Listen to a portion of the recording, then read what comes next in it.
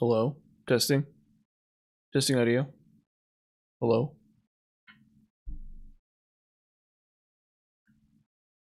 Hello?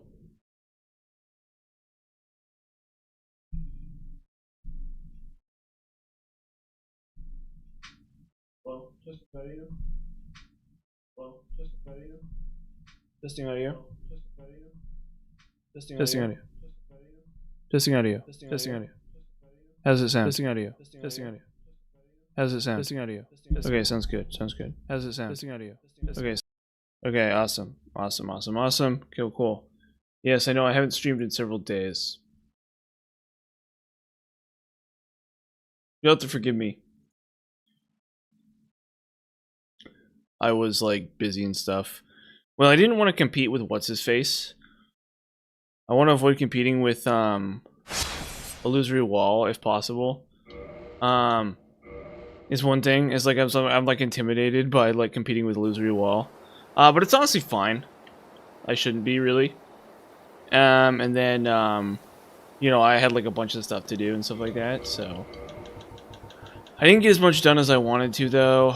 But there's life for you, you know.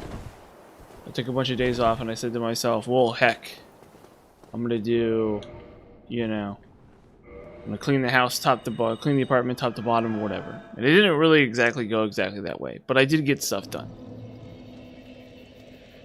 So it wasn't like it was the worst thing in the world. And I saw like showgirls and stuff. I saw a film on Friday, and it was really good actually. It was like weirdly shockingly good. Oh. Come on. Yes, please. And we just go one more. Silver Iron Golem, why not? Sweet, okay. And then we go Strength. Yeah. But I feel recharged. I do in fact feel recharged. After my little vacation there. It was nice. It was fun. It was a good time for me. So, but I'm glad to be back.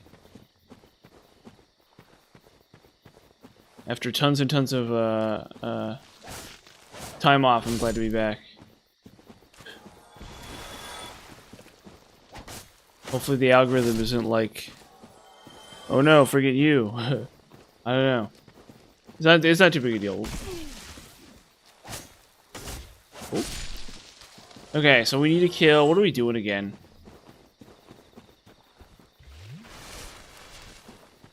What the heck are we doing again? Oh yeah, we're going to DLC. We're going to DLC real fast. Because I think it's just DLC bosses for this cycle. I'm like 99% sure that it's just DLC bosses for this cycle. And then we need to PGS Rickard's Rapier. I guess we could try PGS here in a minute. I think we need to get Rickard's. Is it just Rickard's Rapier? Yeah, okay. So there's only one weapon we have to test left. Oh wow, speaking of which. It's literally just the one weapon we have to test left, and that's Rickard's Rapier. And then once we test that, we're like done. We're done with all the weapons in the game. So we're gonna get this one last Titanite slab, and then we're gonna make our final selection for Crystal upgrade path. Spoiler alert: it's probably gonna be the Falchion. I'm probably gonna do Crystal Falchion, or maybe Crystal, and then probably Crystal Great Scythe too. So it's going to be Crystal Falchion and Crystal Great Scythe starting next cycle. Just to eke out like a little tiny bit of extra damage. Oh. How could you hate the Falchion? That's my question. How could you possibly hate the Falchion? The sweet, sweet Falchion. Excuse me, Mr. Golem. I got a DLC to get to. And, yeah, so that's the most important thing. And then, let's see, I still got Darkmoon Blade. Yeah, so we just cleaned out the DLC real quick. Won't take me long. I can use Hidden Body to breeze through the Lucille Township, or whatever. But yeah, Rickard's Rapier. I still have to look at Rickard's Rapier. That's like the last piece of testing we have to do, like, period. Or no, there's actually one other thing too, isn't there? Because I want to try out Dragon Slayer Spear. Yeah, so we need to get a bunch of Demon Titanite as well to do Dragon Slayer Spear, and we'll just because there's a possibility that'll be really good for cleaning out like average enemies, like dumb, crappy, like normal enemies that are otherwise just sort of a pain. I think that might be optimal for that. Oh no, I'm not in the Covenant. Why am I not in the Covenant? Game. You wanna explain to me why I'm not in the Covenant game? You wanna explain to me why I'm not in the Covenant? Game?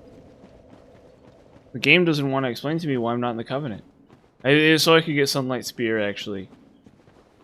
But now that's covered, we don't need that anymore. Or don't I have to be in the other Covenant to do Sunlight Spear?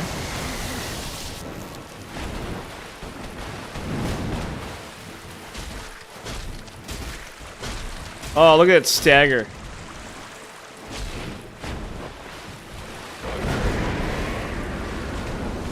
Now. They shouldn't have drunk there.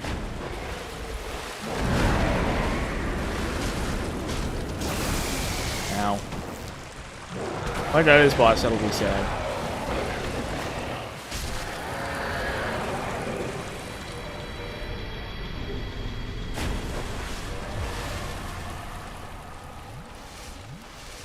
Cool. Well, that was easy. That was not hard at all, actually. Go figure. See, this the funny thing about this is I'm always complaining about this. I'm always complaining about this dumb character. I'm always like, this character's not good. And it's like, no, this character is totally fine. This character's totally fine. It's just not as broken as magic. So it's one of those comparison problems. It's one of those like issues of like comparison, of like expectations and comparison, you know, where it's like you look at this character and you're like, oh, it's so bad. But it's like, is it really so bad? Oh, well, I need to drop a bunch of stuff into storage here because I think I'm locking in on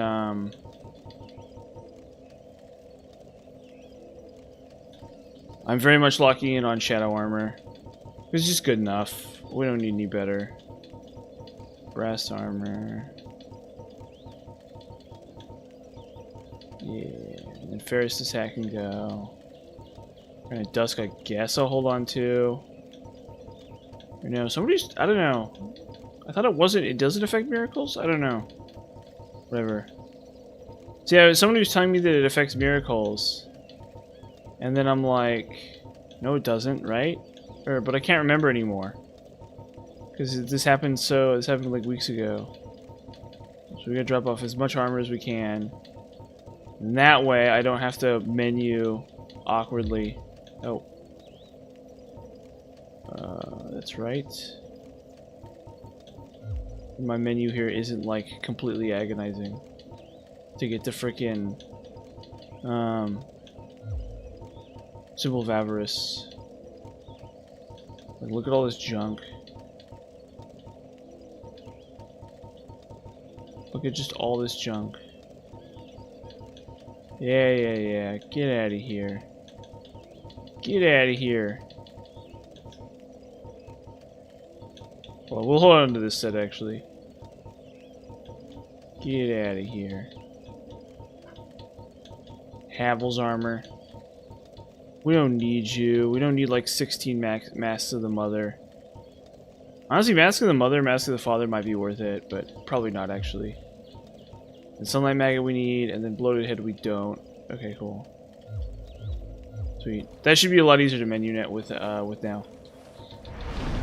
We go Toon Magic. We need Hidden Body. And then we'll put on, instead of the shield, we'll put on the Ulysseal Ivory. That'll be good enough. And then this will get us through the, this will get us through this next section, like, easily. Really, the thing about this character is we don't actually need it. And the reason we don't actually need it is because we have Ninja Flip. So fast rolling's pretty good, Ninja Flipping's even better. And when you're Ninja Flipping, like, enemies aren't really a problem. Because they can't really... You never really get bogged down trying to dodge their attacks. Unless you do that on accident. Yeah, but look at that. So I basically gained so much distance on them without even really trying. Because I just Ninja Flip past them. The problem is when you do the stupid, like, dive roll, the stupid jump roll. That's the issue. As long as I don't accidentally do the jump roll, then I gain like a huge amount of momentum every time I dodge an enemy. But I have to do it correctly, obviously. But that's what's really broken about this character is the Ninja Flip. So, and then maybe what I'll do is I'll do a run in the future. I think what I'll do is I'll maybe do one more run of Dark Souls 1 in the future. And it's gonna be like Pyromancies with Calamity Ring or something. But I'm gonna have to get Calamity Ring for that to make sense, which is the problem with it. It's like Calamity Ring is like you have to kill Calamite to get Calamity Ring, and Calamite's basically the hardest boss in the game, really. So, like I guess Manus is like similar in terms of difficulty, but Calamite is definitely the hardest. Or yeah, I think so. It's about 6s between the two of them, but I think Calamite's awkward enough that it's like Calamite's harder, right? So because Calamite is harder, it's literally just the hardest boss in the game, right? So I either need to get Calamity Ring and use it for every New Game Plus cycle, or I need to go out of my way to rush to Calamity Ring. Which is going to be tough to do. I'll need like a very specific setup to do that. Or maybe not like a very specific setup, but I'll need some kind of setup. Probably what I'll do is I'll just do a lightning weapon. I'll just like get a weapon lightning infused or something, and that'll be how I do it. Or possibly Black Knight's pole arm. But the problem with that is there's no guaranteed. It's not easy to get that weapon because it's not guaranteed off of the Black Knight. So that would be the easiest way to do it is Black Knight's Halberd. Plus you need like a bunch of stats for Black Knight Halberd too. But that character will probably use Black Knight Halberd as well. It's a very broken. It's like an extremely like unbelievably broken spell. Like a disgustingly, unbelievably shattered spell that makes absolutely no sense. Where is it? We need the scythe for this. Gosh, you take one day off, or you take a couple days off, and you forget everything. You don't even remember where your great scythe is. You can't remember where you parked your great scythe. You're coming out of the store, and you don't even remember where you parked your great scythe. Can you believe that?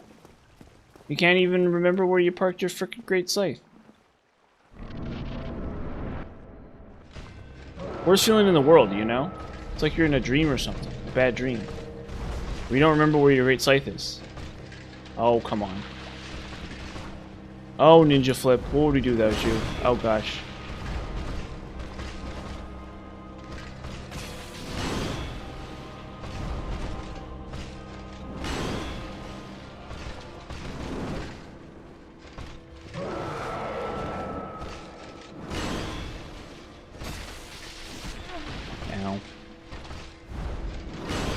Come on.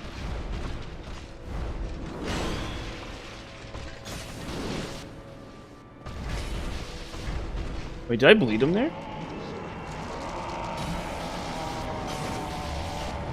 Oh shoot, I ran out of stamina.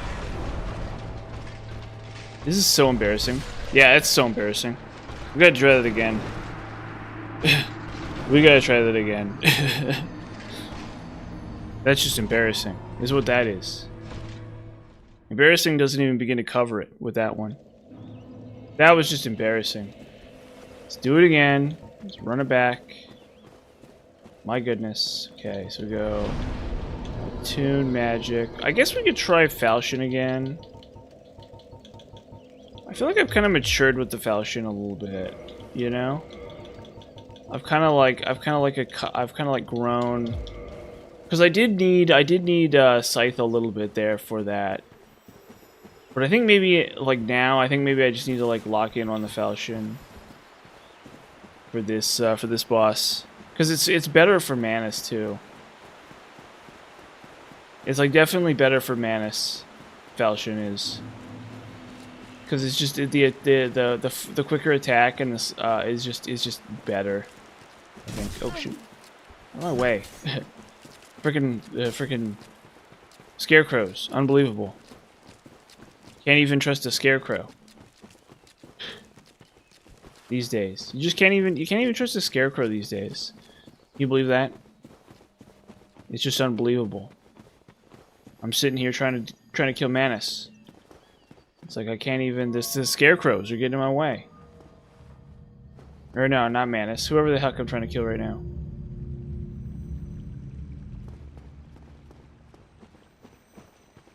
Gotta kill Artorias for the 3rd time. And I only have to kill him 4 more times. Or is it 4 more? Yeah, I think it's 4 more. 4 more years of killing Artorias.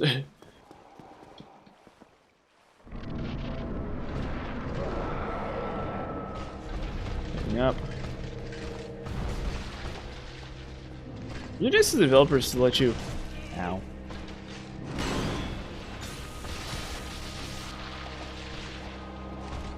That's the problem with the falchion, is sometimes he's out of range.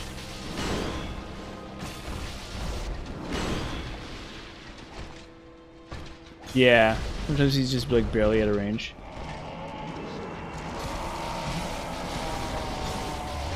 There we go.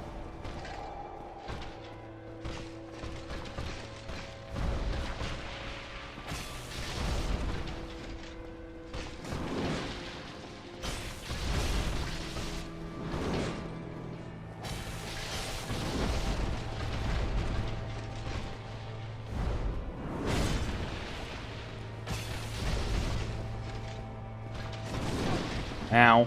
See, I dodged too early there. Ow. Uh-oh. Shoot.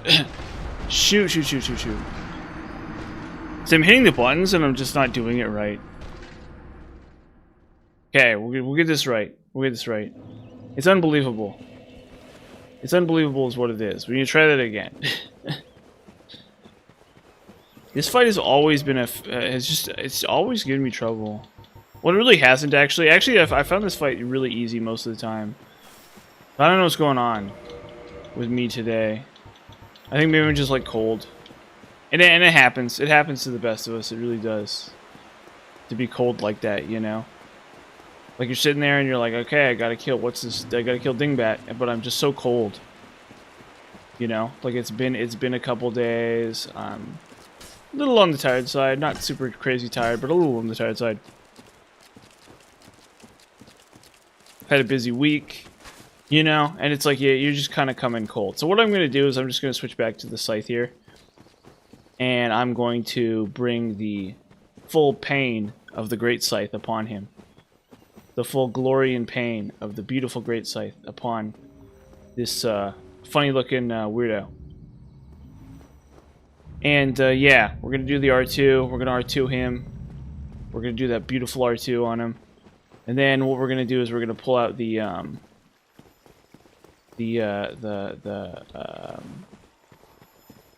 whatever it's called.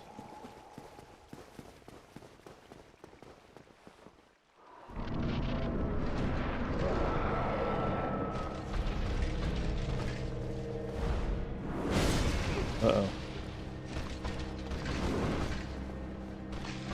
Okay, come on. Thanks for being a sport there, Artorias. Oh, shoot. Well. There we go. Ow. I just, like, don't know this fight, I guess. It turns out.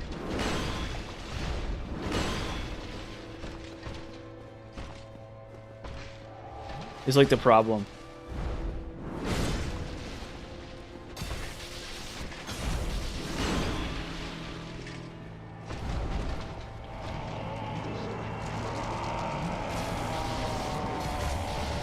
No! I did it wrong again.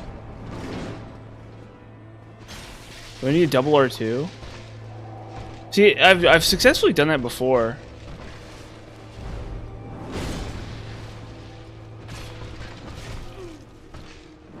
He's like so resistant to magic too.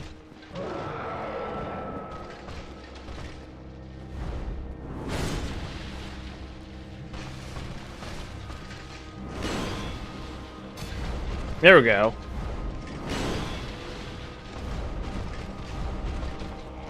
I'm just gonna let him do it. Like, I know I can stop it. I've done it before. With Great Scythe. I'm getting like only 100 damage with Sunlight Blade.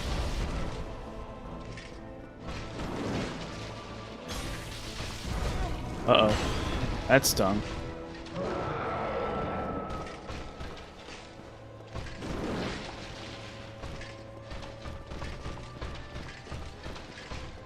Charge up again so I can drink. Okay. Yes, thank you. Thank you, Mr. Artorias.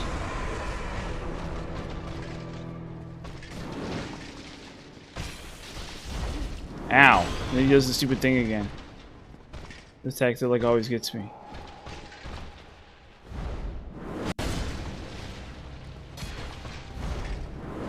Yeah, wow, he does it again. Wherever he's dead. Jeez.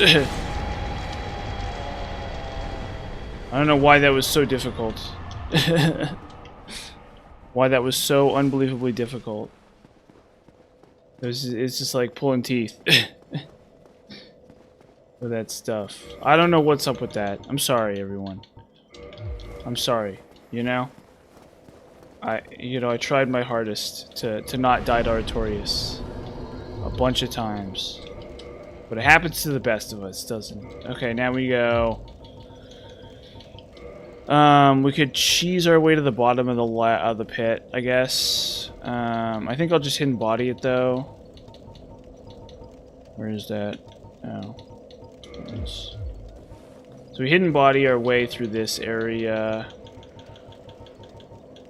I guess I could fight my way through it too, because it's actually not that bad to fight through.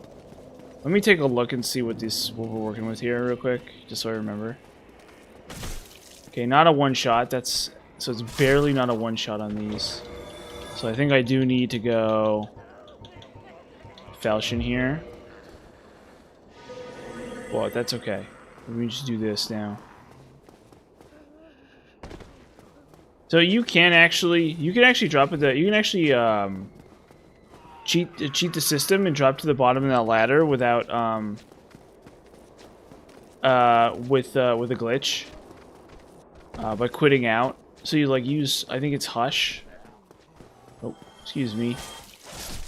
Okay, and then what you do is you drop to the bottom of that ladder, and or you drop to the bottom of that elevator. And then what happens is the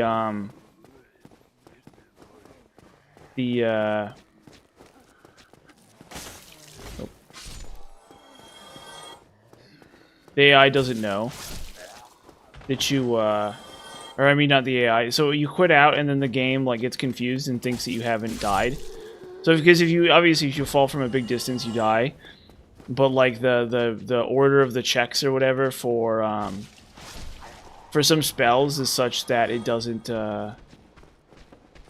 register you as having died when you drop to the bottom of the elevator. I don't know exactly how it works, but you can get to the bottom of the elevator. The problem is I don't have the spell for it.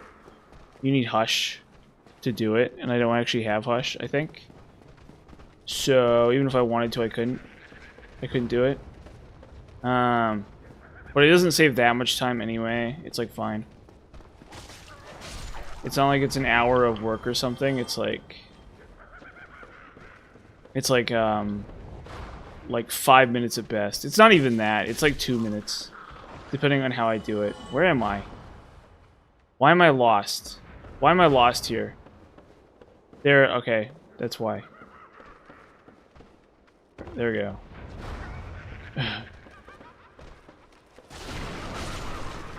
Okay. We'll kill... We need this key. Oh, I kicked there. Hey, grab the key.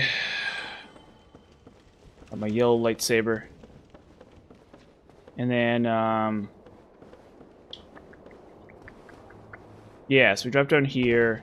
We get the shortcut. And then we go kill Calamite. Calamite? See, I want to make a joke. I know there's like some movie or something where there's a character named Callahan. It's like not Gran Torino. It's him though. It's Liam Neeson. Liam Neeson is in a film.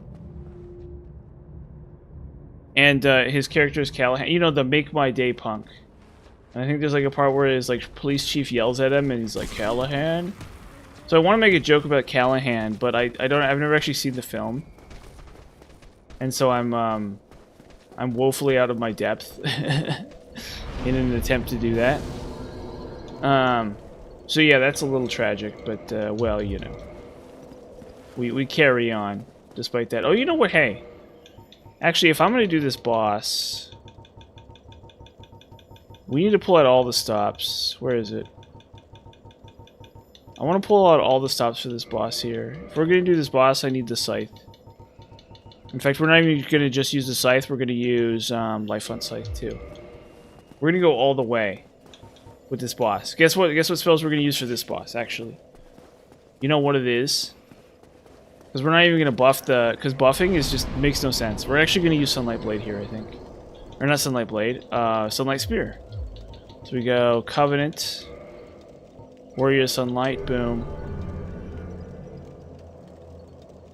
Okay, thank you. And then we attune magic. And we drop off all that crap.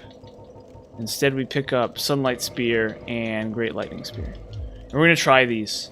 They're not going to be good, but we're going to try them. We're going to try them.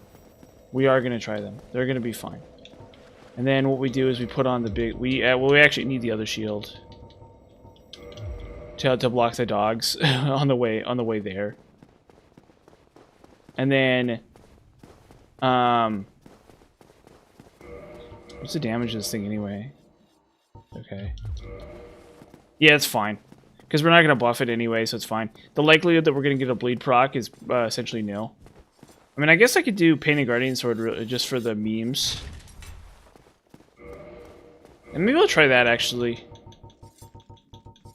That's not a bad idea, actually. Let's do Painted Guardian Sword just for the memes here. I'm not going to like it, but that's okay. Because if I can get at least one bleed proc, that's, like, really cool.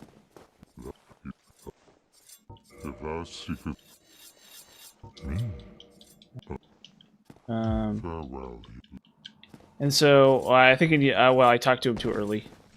There's no point in talking to him right there, but it's whatever. Like, his dialogue is crappy anyway, but no, that was a mistake. That was a writing mistake. I shouldn't have talked to him right there. Well, it's fine. Yeah, I don't have to see that dialogue again, the introduction dialogue. Because what'll happen is you'll talk to him, if you talk to him, if you fight Calamite and then try to talk to him, he'll do the introduction dialogue and he'll be stuck in the introduction dialogue and you won't be able to get the Calamite dialogue until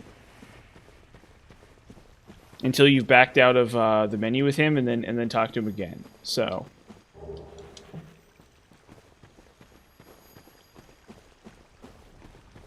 technically I stopped myself from needing to see that dialogue twice, but in practice that's like that's like not a time, like I wasted time there. Absolutely. Like there's no doubt about it, but it's like, it's fine. It's totally fine. We'll try Painted Guardian Sword. It's not going to be good. I know that for a fact. But, and these dogs are really tricky too anyway. Okay, that's fine. And then we can try Rickard's Rapier out against Manus. And we can try Ricker's Rapier out against Manus. And it's not going to be... Like, I don't think it's going to be good, but we'll try it. We'll give it a shot. Maybe it'll be, like, really impressive, actually, and I'll love it. I think it's, like, really awesome. Oh, shoot, I have a Master Retrieval here. Whatever. Whatever, bring it on. Bring it on, Calamite. Go ahead. You know, you can actually kill him during this first phase, too, with, like, a bunch of glitches and stuff. You need to be, like, at the very edge of his... like arena, and you need to like hit him as he comes in, and you need a way of like this. So there is a way to kill him like this, but I definitely don't have a setup for that right now.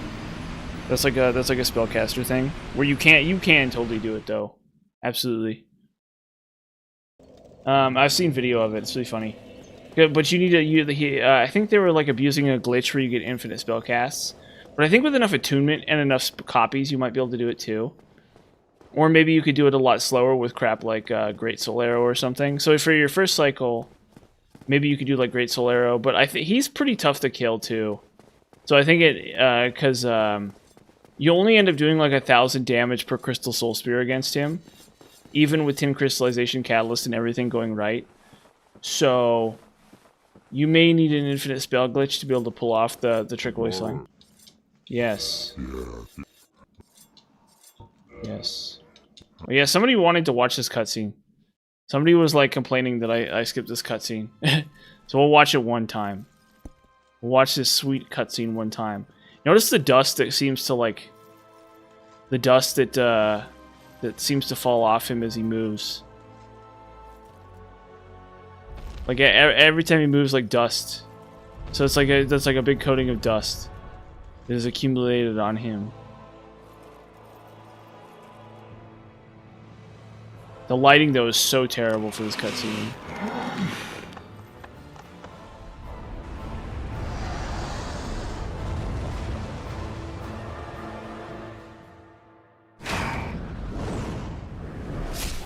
What a cutscene, though. What a cutscene.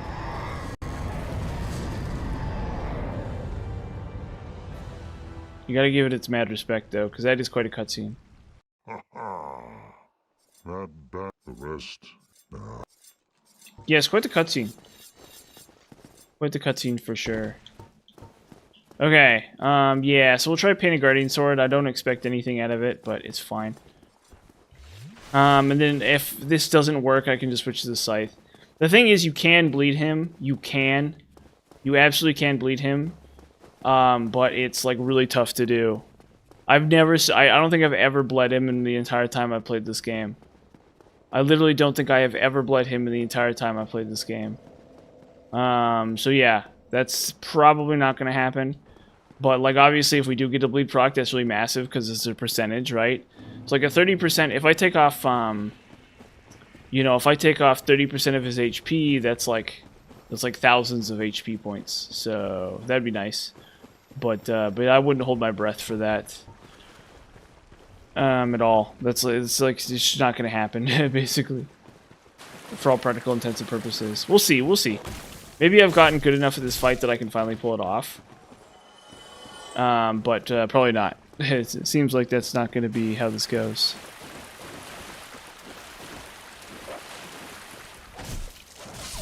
Okay, so let me just kill the last dog here. Excuse me, heckin' pupper. Heckin' doggo.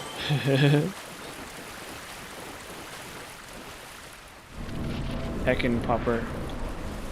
Those dogs are actually really funny because... Yo, what's up, dude? Yeah, I play video games. Exactly. I'm that guy. I'm the one and only. The one and only guy who plays video games on YouTube. How are you doing? Yep, you can have my autograph later, after the show. After the show, I'll sign your coffee mug or whatever. I know, I actually have. It's kind of crazy. Oh, that's so disappointing. That is so disappointing. Sunlight Spirit, that is so. You know, I haven't done all the miracle stuff. You know what? No, this isn't fair. This is not fair because I don't have all the miracles, all the miracle bonuses in place. I don't have the hat on. I need the hat. I need the hat on. And I need the ring too. Where's the ring? This isn't fair for the... Oh shoot. Ow. Because I don't have all the items.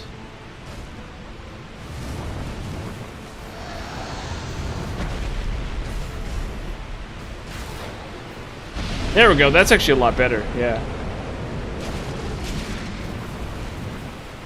I definitely don't like it as much as... I need Ring of the Sun's Firstborn. Where is it? Shoot. There we go. So I have all the miracle boosting items. Oh.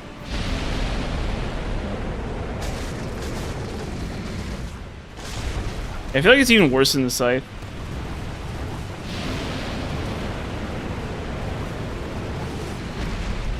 Yeah, I need the helmet and the ring.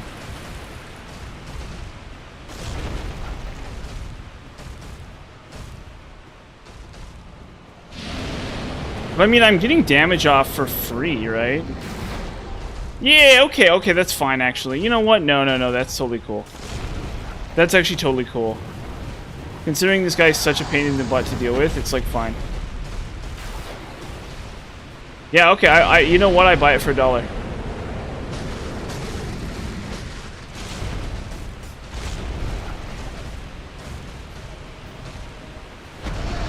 I'm like actually all about it. It's fine.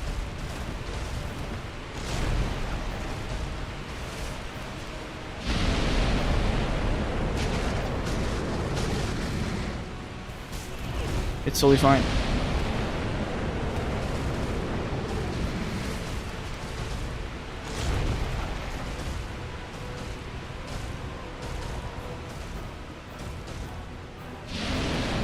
Against any other boss, it would be bad, but I think against this one boss, it's like fine.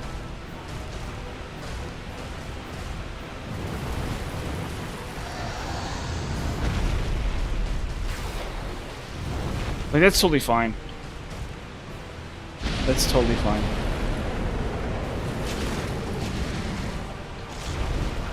He's still such a pain. I don't, oh my gosh, I don't, what is he doing?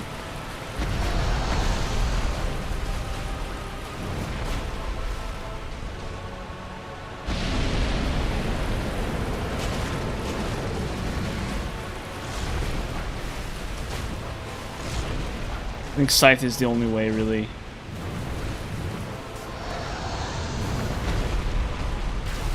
Boom.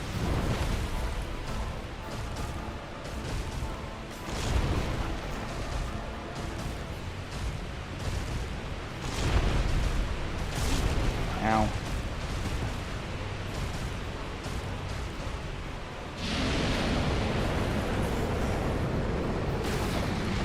Yeah, that's not bad.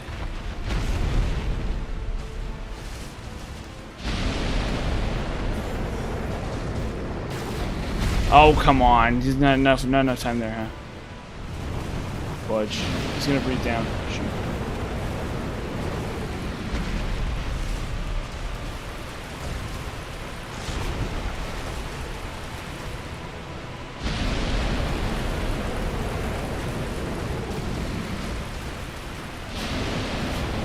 I do think Priscilla Slice is better for that.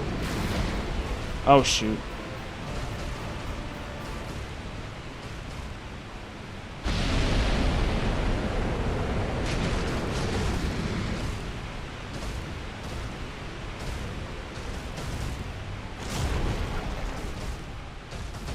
Okay.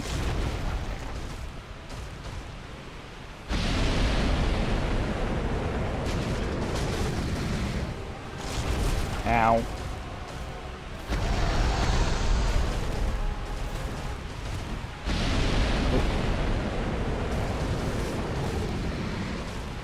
Okay. Boom.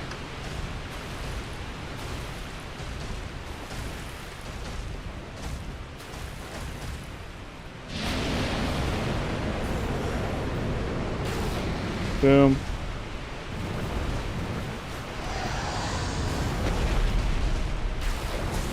Shoot.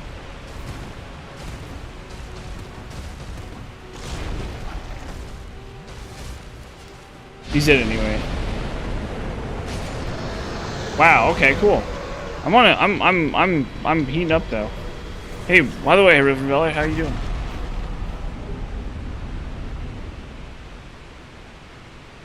No tinnitus attack, I know. Well, if you don't get it if you like do it right, you don't get it.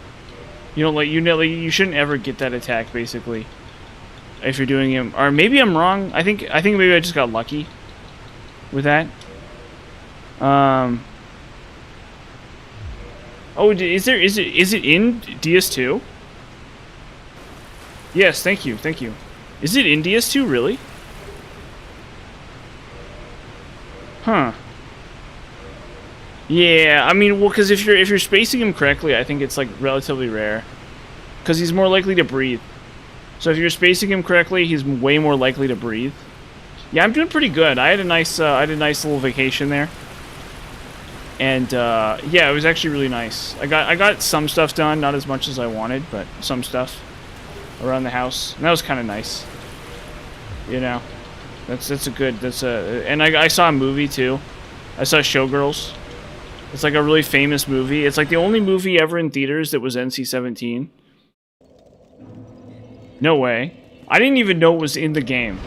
I literally, this is the first time I've ever heard of Painted Guardian Sword even being in DS2.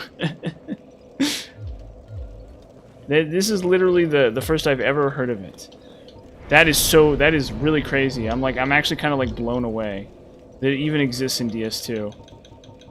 I'm like, jeez. Okay, hold on. We're gonna reinforce. Okay, now we're gonna try Rickard's Rapier out too. We're gonna give Rickard's Rapier a shot. Pretty quick here. Where is it? That's crazy.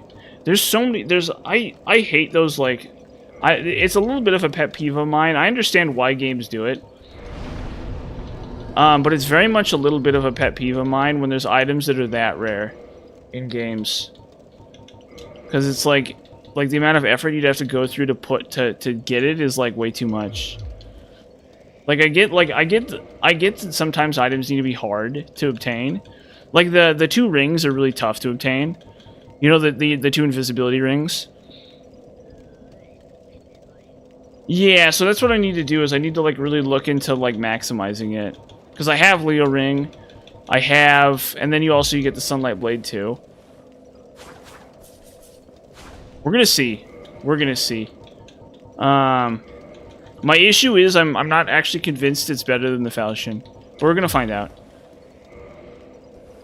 Yeah, well, no, those are easy. Well, I mean, they're not easy, but if you're good at the game, they're not that hard, right? Like if you are really like if you're really planning it out correctly and you really know the fights, they're not hard. It's not a grind. You know what I mean? That's the issue with Painted Guardian Sword. Is if it was like you only got it on like, you know, +8 or something. The Humble Chad in theaters, I wish. The Humble Chad. There needs to be a Humble Servant movie. There really does. No, I saw Showgirls and it was okay. It's like a movie that's famous for being NC-17 and being like really like risque and like controversial. Oh shoot. Okay, well, gotta try that again. It was a film that was really famous for being really risque and controversial when it came out in the year like 1995, and but it reminded me a lot of Poor Things. There was a film that was that came out a couple of years ago called Poor Things. It was very similar to that. Actually, in my opinion, I wish there was a Humble Servant movie. If there was a Humble Servant movie, I would see it. Like that's the crazy thing, is like if they released a Humble Servant movie, I would be the first to see it. Like imagine you go in theaters one day and you look at a poster and there's like a picture of some bald guy and he's like all decrepit and stuff. And you're like, what's this movie? And it's like the tagline is like, he won't cause you trouble, he won't. And then it's like a humble servant. So it's a picture of his face, and then at the top of the poster it says, he won't cause you trouble, he won't. And then at the bottom of the poster it says, a humble servant. and then like it's a movie about the humble servant. Like I would 100% see that. I would absolutely see that in theaters. That's a film that I would literally see without any question or hesitation. That would be the cinematic moment of my life, really. And like it's a very niche concept. And like imagine like the cast interviews or something. Like they have like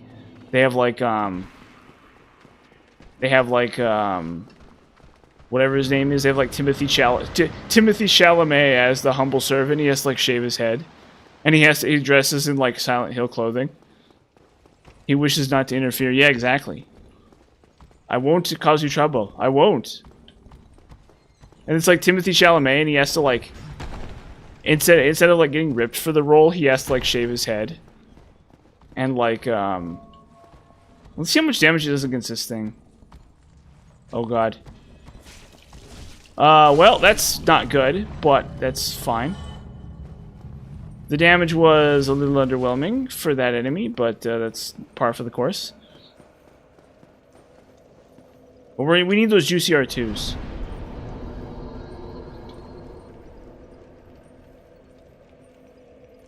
Yeah, the Painted Guardian set I think is the hard one, right? Because you need it's rare drops off of the red phantoms, right?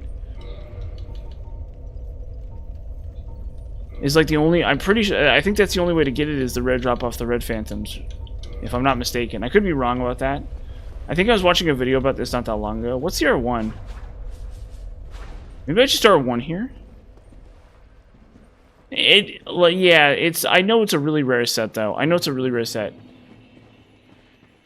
Yeah, it's the problem. Like I've played so much Terraria, and like the rarity of some items annoys me to no end.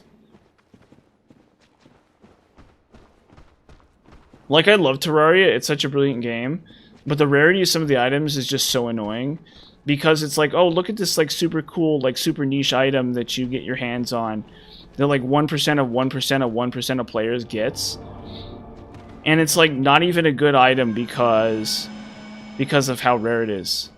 Like, you don't actually get to ever play with it, unless you're, like, cheating. Like, you can just cheat it in, and that's, like, the way you get to play with that weapon. And otherwise, it's, like, an impossible to obtain weapon. Yeah, it's like, and there's like so many weapons that are like so cool in theory, but so useless in practice because of how rare they are. That's the problem.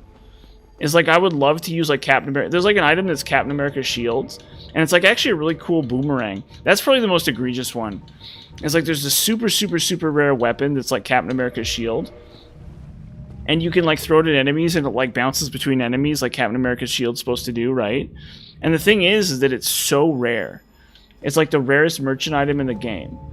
And it's like, so it's like the sort of weapon that's like a really cool, like it's not even that good a weapon, but it's like a cool nifty gimmick that might be useful for a certain phase of the game, except for the fact that it's like impossibly rare. And then like, it like bothers me a little bit, because I would really like to use that weapon, but you just like can't. That's one thing I admit about, well, Terraria, it's a cool game, but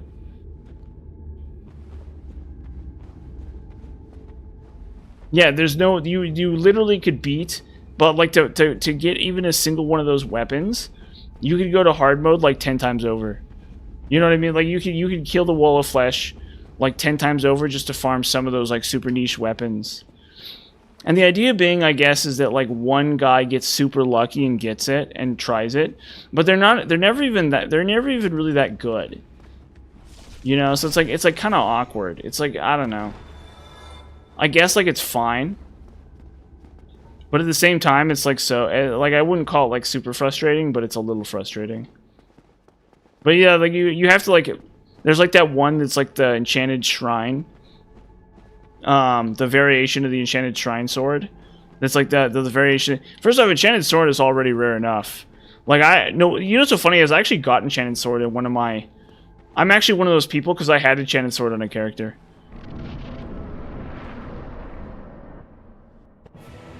Yeah, I mean, you just like crap like that. Ow. Okay, Manus. Ow. Dodge too early.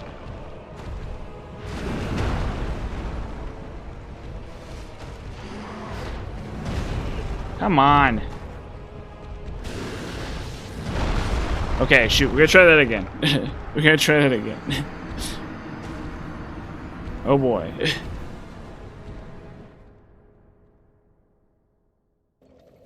Yeah, it's like all those weapons where it's like, why are these so rare? Like, why exactly are these all so rare? And it really, like, I think, at least for Dark Souls 2, it's like these super niche items. It's like at least super niche items. And also, technically, they never really stop being useful, right? Because the progression in Dark Souls is just different. Il T A Exploser back. Sorry. I don't know what you're talking about. But yeah, that was the issue, is it's like... the Captain America shield was the egregious one. Because it was actually kind of fun. When I actually finally got my hands on it, it was actually kind of fun to use. But I was so sick. I was so sick. So unbelievably sick. Of farming it that it wasn't even fun to play with. And it was like super like mid anyway. It was like very like average and mid, even so. And so just, I don't know. I couldn't even handle it. Was the issue with that item. That was yeah, and then I think there was a couple others definitely that were bad, and like half the summoner staffs in the game. Oh, français. Parlez-vous? Exploser, yeah.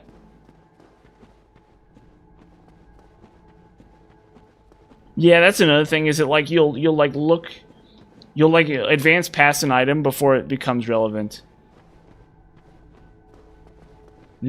Exploser me. See, I don't know anything about French actually. Kind of the weird thing. Oh shoot. Maybe someday I'll learn French. That'd be pretty cool.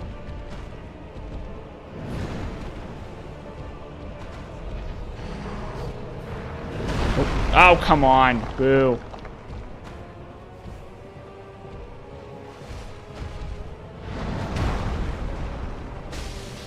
Okay, that's not impressive.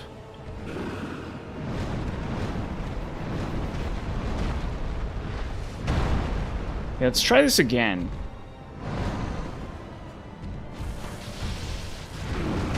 I don't think this is worth it.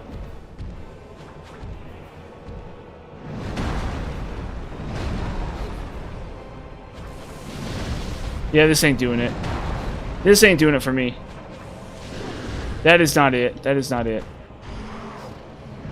Whatever it is, that is not it. That's not doing it. I mean, I love Terraria so much. Plus yo-yos. Remember yo-yos sucking too? That's another one. Like, I love Terraria so much. But I cannot deny for even a second that there is something so awkward about progression. And I think, like, rarity has to do with it. I honestly think... One thing I think that they honestly should consider doing for Terraria, or they should have done for Terraria, is, like, everything should have been craftable. I no, he seems like he's weak to it might be thrust. Because it seems like he's actually weak to slash. Slash seems like it's actually really good against him. But I think thrust might be bad. You might be right about that. I think that weapon, unfortunately, I think that's just like cooked. Like, that's more effort than it could ever be worth to do. Especially compared to Painted Guardian Sword.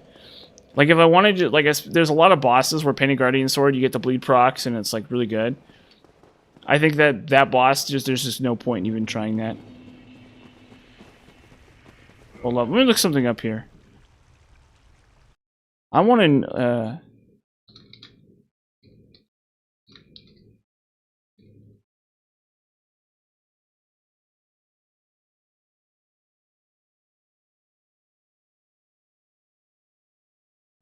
let's see here.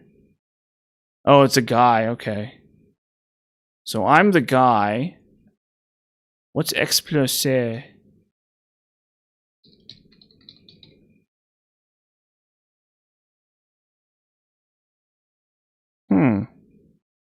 To explode. So what is? Let's see here. Well, yeah, absolutely. No, so that's the problem is that split damage. Like these DLC bosses are so bad at split damage. Because I'm saying, so he's saying I'm an explosive guy. Il t'a explosé mech. Mech.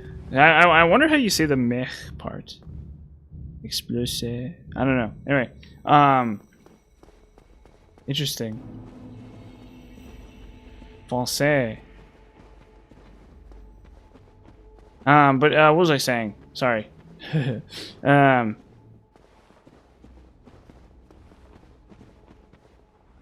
You are literally ticking down. The fuse coming down my right arm. Yeah, exactly. Oop.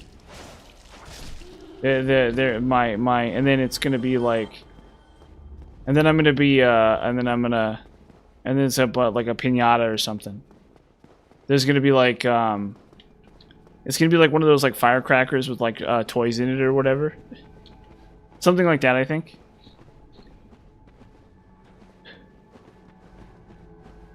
See, I'm not. Yeah, see, I don't know. I don't know if that refers to like anger or if that refers to like a certain kind of personality. Interesting. So I love meeting people from other parts of the world. That's a nice perk to this business.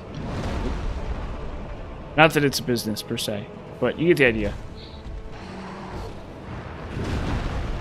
I know, that's the thing, is it's like, oh yeah, so like I have a bomb tied to my chest. You know, honestly, that would be like a really cool gimmick stream. Is like I take like a bunch of like cartoon dynamite, like a bunch of like fake cartoon dynamite, and I like tape it to my chest, and it's like I have a time limit, and then if I fail to meet the time limit on the game or whatever, it like explodes or something. And I have like a dumb like crappy like special effect or something for it. Yeah, so that'd actually be a really funny gimmick stream. That would actually be like a really funny gimmick stream, actually. Like I have like a bunch of like round like sticks of like cartoon dynamite. Oh shoot. Oh fudge. I'm dead. Ah, come on. Yeah, exactly, like a German bit, yeah. And then I have, yeah, so maybe like a practical effect or just like a computer effect. So I need to like, I'm like, okay everybody, I'm speedrunning, you know, this game or whatever. I'm speedrunning Dark Souls or something, right? And there's like a timer at the top of the screen. And I have like a bunch of like cardboard tubes, like a red cardboard tubes, like taped to my chest or whatever. And then, like it's like obviously fake. It's not even good prop dynamite. It's like really obviously fake. See, that would actually be a really good idea. Is the problem, and then the finale is there's like a there's like either like a practical effect, like I have like some like, you know, like I have some like a visual effect or something that I play, and then there's like a and then there's like I have like a fake dead body or something in the macro, or replacing my chair. Like I have like a mannequin I've just covered in like paint or something. Yeah, something like really stupid like that. Unfortunately, that's a little too clever for me. Unfortunately, that's the sort of thing I probably should do. I should probably find a way to make that happen. But that's actually like a really good idea. Is the problem. The thing is, it takes away from my video game time. Is the problem with that? Like that's absolutely a brilliant idea. That's obviously like a masterpiece of an idea, and yet also it would be enough work to pull off that I'm like, ugh. It's the sort of thing I probably should consider doing, though. The thing is, I have like other stuff I want to do. Oh, come on. I need that retrieval. But it's a good idea. It is a really good idea. I hope somebody steals that idea. I honestly, I hope somebody in the chat like steals that idea and they're like, hell yeah, I'm gonna do this. Ow. Why does he move to staff attack? Oh, shoot.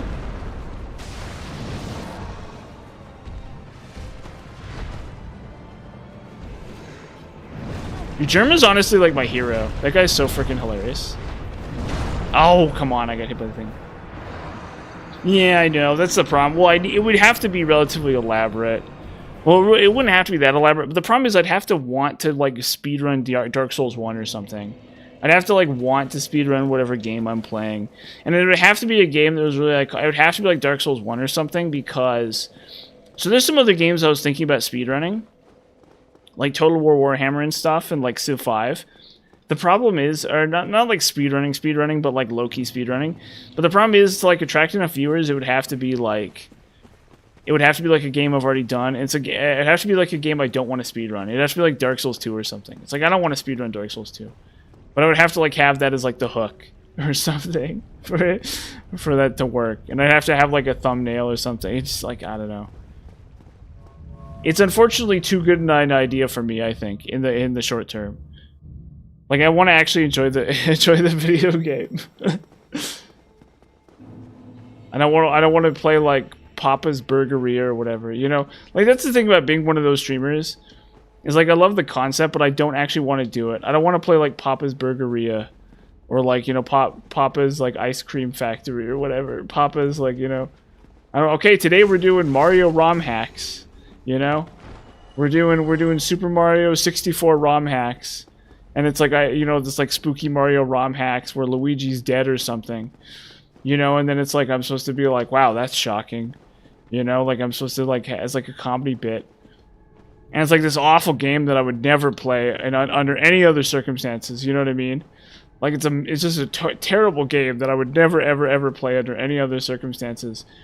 But, like, for the sake of the comedy and the bit, I have to play this, like, awful Mario ROM hack or something, you know? And that's the issue with being, like, a big streamer. That's, like, the problem with being a big streamer, is you have to either push the bounds and do something really wacky. When you start doing comedy, comedy is a slippery slope. When you start doing comedy, suddenly you start doing comedy. And when you start doing comedy, that's where the problems start. Because then you're playing Super Mario 64 ROM hacks. Or whatever it is they do. You're playing, you know, Casino Simulator. Like Germa did. You're playing, you know, I don't know, House Flipper. And you're putting a toilet in every room. You know? Like, it's a slippery slope. Is what it is. It's what you're supposed to do if you're smart. And yet it's also a very slippery slope. Because when you start doing it, you don't stop. It's like suddenly everyone's like, okay, when are you going to play Papa's Burgeria? And you put, like, mayonnaise on every burger. Every burger is, like, pure mayonnaise. God damn. Well, I survived. Every burger is, like, pure mayonnaise. You're like, we're gonna give this guy the mayonnaise, the cum burger, and then you put a bunch of mayonnaise on it. And you're like... And there's, like, a bunch of kids. There's a bunch of, like, 15-year-olds laughing. In the chat, yeah. Or you're playing, like, Power Washer Simulator. You know, it's a slippery slope. It's a dangerous way of life. Because before you know it, you're doing that kind of stuff. You're playing Among Us. Yeah, it's like that's when you know you've hit rock bottom. When you're playing Among Us with like a bunch of other streamers. That's how you know you've hit rock bottom. Oh shoot. I like how he can hit you when he gets up. That's so hilarious.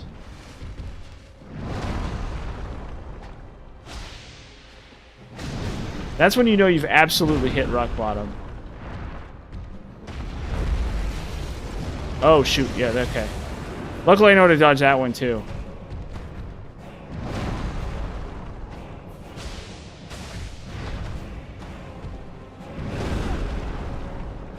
It's a great way to make a living. Great way to make a living, for sure. But also a dangerous precedent for me personally. Oh shoot, god darn it. Yeah, I rattle the keys, yeah. Well, Among Us is really boring. That's where you know that, yeah. I think Among Us is really boring. A lot of those multi-stream ones where they're doing like Lethal Company and stuff, I hate those ones so much. Because the streamer, you never really get the streamer's like main personality. That's what's so crazy about those House Flipper streams. I don't know if you know what I'm talking about. Those House Flipper streams with Germa, where he's like doing, where like each streamer gets kind of their own time to be funny.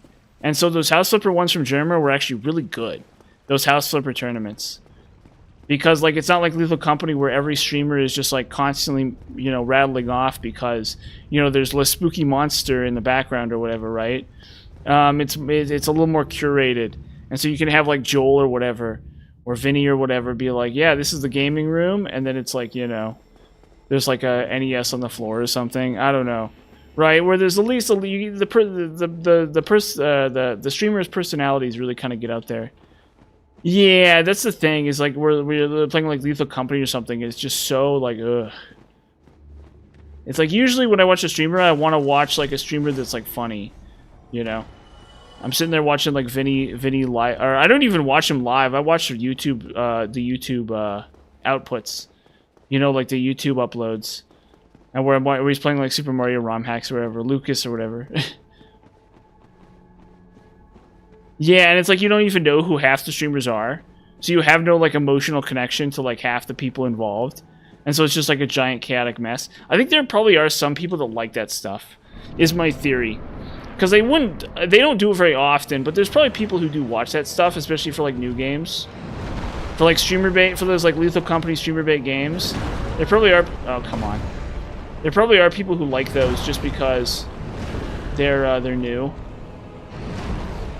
But for me, that's never a thing. I like looked into Lethal Company. It's very obvious that it's supposed to be like a multiplayer like fun kind of thing, and that it's totally not like a game for like me. You know, it's not a game I'm gonna ever like stream and be like, okay, this is how you beat the old bird or whatever. You know, this is how you beat the frickin' the Jack in the Box on this planet or whatever. You know, it's like very obviously a streamer bait game, which is fine. Like, obviously, like, the beauty of video games is there's lots of different kinds of them, but, that's the issue with being, like, funnier. Yeah, you need, like, a bunch of people, like, trolling you and stuff for it to, like, make any sense at all. That's, like, what it is. It's like a game where you, like, laugh and, like, troll each other and, like, oh, look at this thing, ha ha ha. Look at this thing, and it's like a, you know, like a spooky Jack in the Box, or like a spooky mannequin or something that's, like, gonna, like, stab you. And you and your friends like get wrecked by it. And so I think there's some of those ones that are like supposed to be a little more interesting. The problem is, honestly, a game that's not fun without that's not fun on its own probably isn't a very fun game. In like a lot of cases, at least. I don't know. I guess I've co-opted like Borderlands and stuff. Like honestly, Borderlands is a lot less fun without a friend. Unless you're playing Borderlands with people you know. So that's like kind of a funny example, actually. Let's see if I can not die to Manus again, please.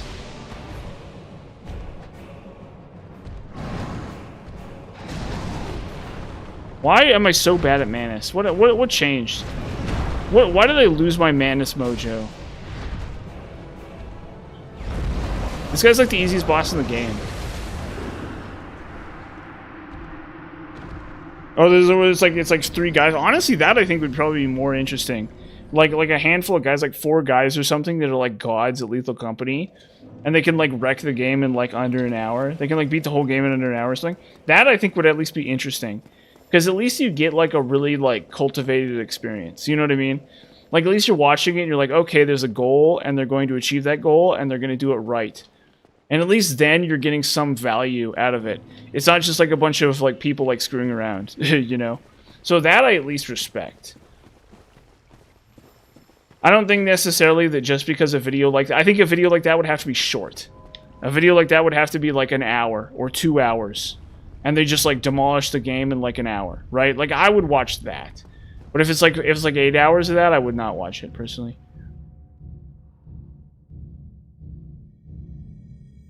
Yeah, well, that's the problem with like World of Warcraft and stuff. Is that like World of Warcraft is like there's nothing new about it. Like I've played like first off, World of Warcraft is just drowning in UI crap. You know, like looking at a World of Warcraft UI is like a torture.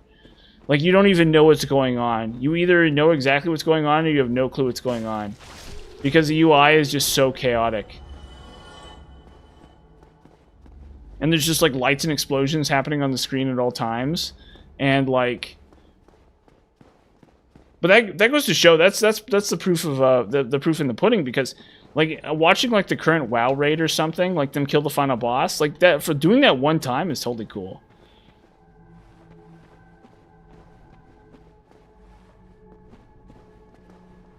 Yeah, well that healing in WoW is actually kind of fun, to be fair. This used to be better, yeah. Which is like not even true, in my opinion. To be fair, healing can be really fun in World of Warcraft, but I think some classes do it worse or less interesting than others. I've healed a lot in World of Warcraft, and it can be really fun. It's like a lot of World of Warcraft where like the higher level the content is, the more interesting it is. Which is like kind of the problem with World of Warcraft. Like it's really fun if you're doing like raids and stuff and you're doing like Mythic Plus. But if you're not doing that, it's very boring. So like the design of World of Warcraft is actually really interesting.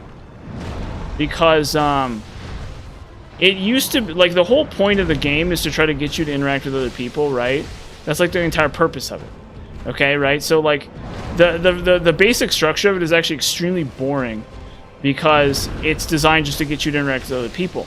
Now, the problem is once you realize that, you realize how bad you realize how much it sucks. Because it's like very, very, very like... There's a lot of just like nothing, unfortunately, is the problem with World of Warcraft. So like there's this rosy-eyed idea about Molten Core. And there's this nostalgia for like old school raids and stuff in World of Warcraft, right? The issue with this nostalgia for these old school raids, gosh darn it. I need to, like, get this right. I've, like, wrecked this guy so many times, and now I'm, like, struggling with him. It's, like, so weird. The issue is, right, with World of Warcraft is there's this nostalgia for old school, like, dungeons and raids and stuff. Yeah, well, the thing is, I think... The thing is that what ended up happening, there's actually a reason for that. It's actually not as simple as like, oh, they're pandering to single player players, which is like kind of true too. But the reason why that is because as the game gets developed, it's like archaeology or something, right? Where they like have a game, and then every time the game gets updated, they have to like rebuild the entire game from the ground up, right? So basically, you have this like group of committed people who are doing like mythic dungeons and like raids and stuff, and those people are the people they're catering to. So they basically don't care about the first half of the game anymore. That doesn't matter to them, right? So people are usually like, oh, they got rid of the single player experience. Well, the single player experience kind of never really existed. What's really going on is that they have to progressively cater to a group of people. Like leveling your character has nothing to do with the game anymore past a certain point, because that was in the past. That was so long ago for the most hardcore players. You know what I mean? Like the people who are doing like mythic raids and stuff like this. It's like that's not a thing. Like leveling up your character is not a thing anymore. So they don't ever focus on it. They don't ever care about it. It doesn't matter to them, because for those players, it's just like it's like a checklist you have to do as fast as you can. Yeah, so that's the issue with leveling up. And so, like, progressively as the game goes on, it's not that they're catering to single players as far as I can tell. Although, like I said, I think to a certain extent that's kind of true. What ends up happening is that they're forced to accept the fact that ow, jeez. When did I get bad at Manus? That's what I want to know. When did I stop being good at Manus? Just lock in.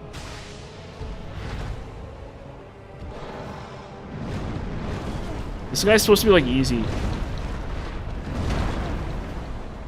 No, you know what? Let's just block him. Well, let's just block him.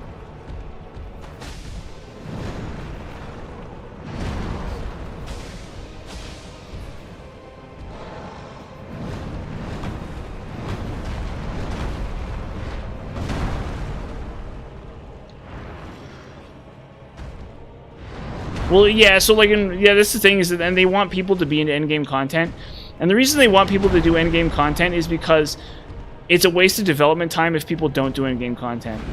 So like the original Molten Core and stuff, like nobody actually ever experienced that because it was like too exclusive. So it's like a huge waste of resources if people don't actually do the content. Is the issue. And so like, yeah, so there's like a lot of like reasons why things are the way they are with World of Warcraft. There's like a whole host of reasons why. It's not a bad game, actually, believe it or not. It's fine. Just don't expect to do anything fast, is the problem with it. It's not like a game like this where you get to like experience the joy of like doing this relatively quickly. Oh, shoot.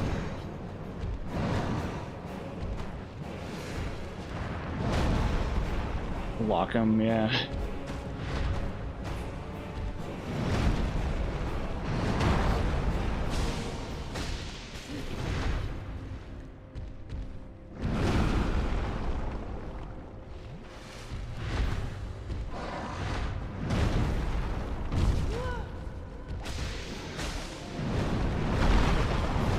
Oh shoot, okay. Yeah, I'm dead. I gotta try this again. I know I can do this. Yeah, that's another thing about it. Let's see here, wait a minute.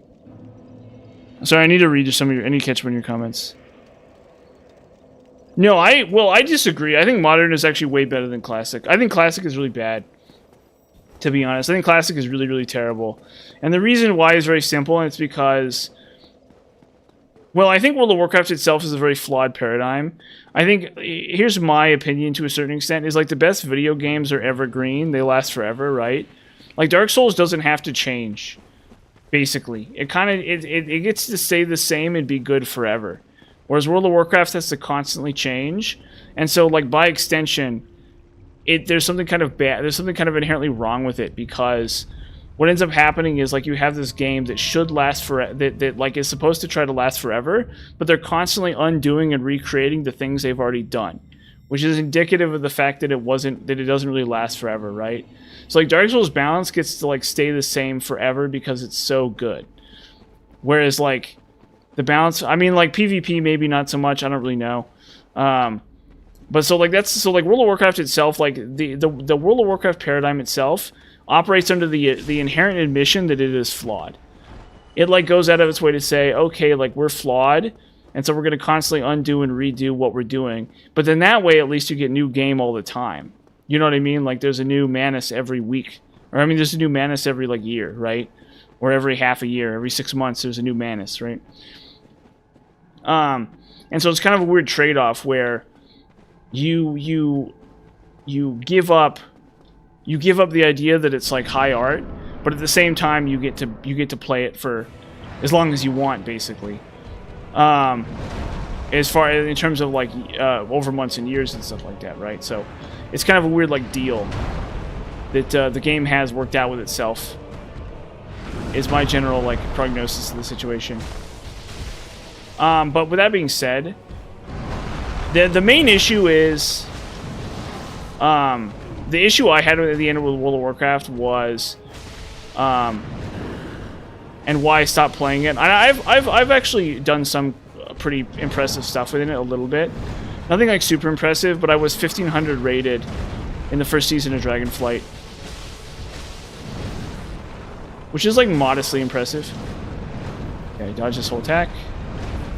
Yeah, that's the problem. Is like what they really yearn for. I hate to say it, and like.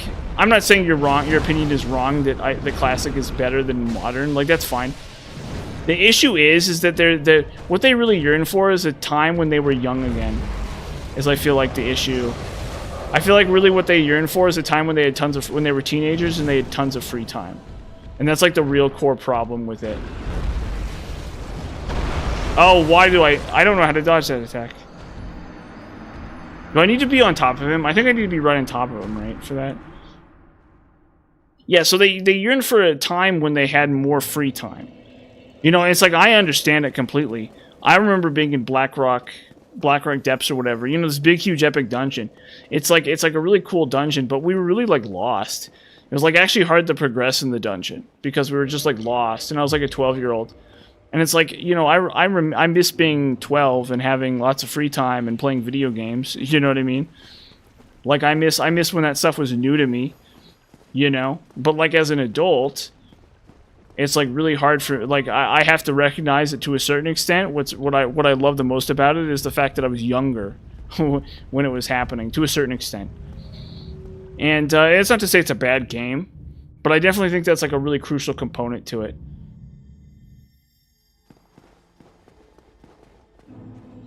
Yeah, well yeah, so like what the bigger issue is if you play an MMO enough, you'll get really mad at it. Eventually, you'll like start hyperfixating on the problems with it, and you'll like grow to like dislike it. But probably what's really going on is you're just bored with it. Because that's the issue with MMOs is they have the issue with MMOs is like they have the paradigm where they want you to be playing all the time and they reward you for playing all the time or playing a certain amount.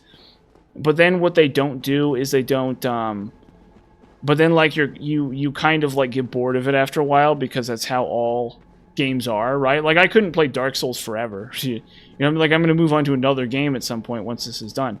Although at this rate I'm not going to move on to another game. But this is like such an interesting topic that I love to talk about, so I'm like very distracted. But that's okay. Well, let me lock in and we'll kill Menace. Oh shoot. That's a great start.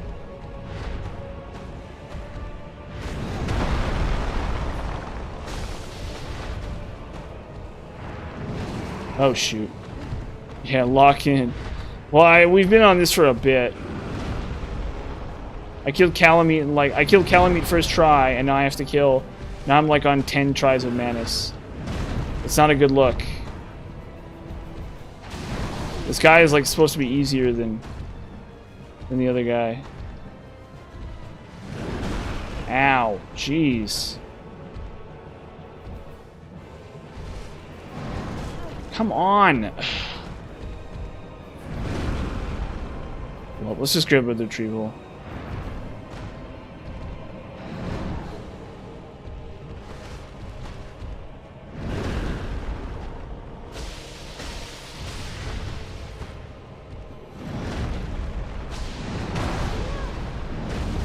See, it's like I don't even know the basics of this fight.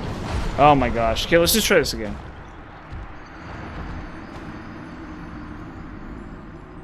Yeah, well, that was the issue. Is like there's an upper limit to how much like a person can put up with one game, and I think like there are some people that like push past that. And honestly, I don't think that's a good idea. I think that's like actually like a bad strategy. I think for a lot of these games, you need to like not like that's the issue with MMOs. Is like it's like you're not gonna play Sekiro for your whole life. You know, you're not gonna play Sekiro for your whole life. I don't care how many invasions you do. You're not gonna play Dark Souls. Like, you know, 4 hours a day or 2 hours a day for, you know, 365 days a year. Like, that just seems like that'd be really awful. Yeah, and so like I'm playing League of Legends right now, and it's kind of like that. But I kind of, what I do with League of Legends is I'm not going to play it for a while. So I'm playing it a lot right now, and it's like eating a bunch of my time, and then I'm just like not going to play it. Like, I'm just going to be like, yeah, I'm done. At some point, and I'm going to stop playing it for a while. But there was a new season, and so I'm like kind of playing it. But even that feels kind of, even playing League of Legends feels kind of dirty to me. I sort of like wish I just like wasn't. And I feel like it distracts from like a bunch of other things. It's one of those things that I just kind of got used to.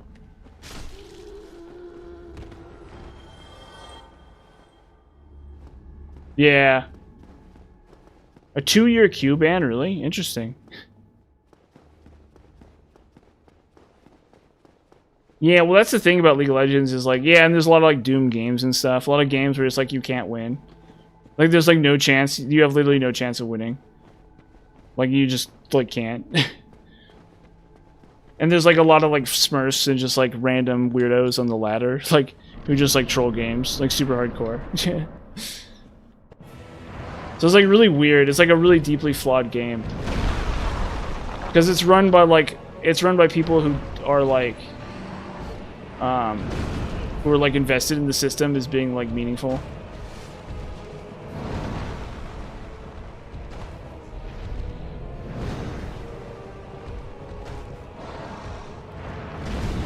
Why am I so bad at this today? This shouldn't be this hard. I should not be struggling with this boss. Well, let's lock it in.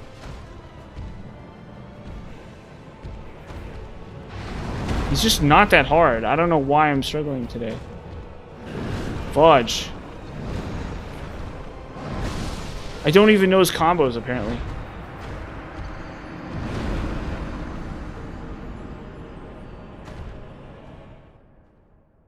That actually sounds kind of interesting, yeah. Well, they could also reward people for just, like, playing. Which they've tried to do in the past. You know, like, oh, your game's doomed, but you're still getting points for something. You're still, like, getting bonus points for whatever, but, like, they haven't been able to implement a system like that that actually makes sense. And so it's, like, really dumb. It's like one of these situations where you're in this game and you're like, But you'll always get people trolling, like, all the time. And people trolling all the time. People just doing, like, arrogant weirdos. Like, doing, sitting there and, I don't know. They're just being arrogant weirdos. Like, I'll get that a lot. I'll get, like, supports and stuff who are just, like, bad.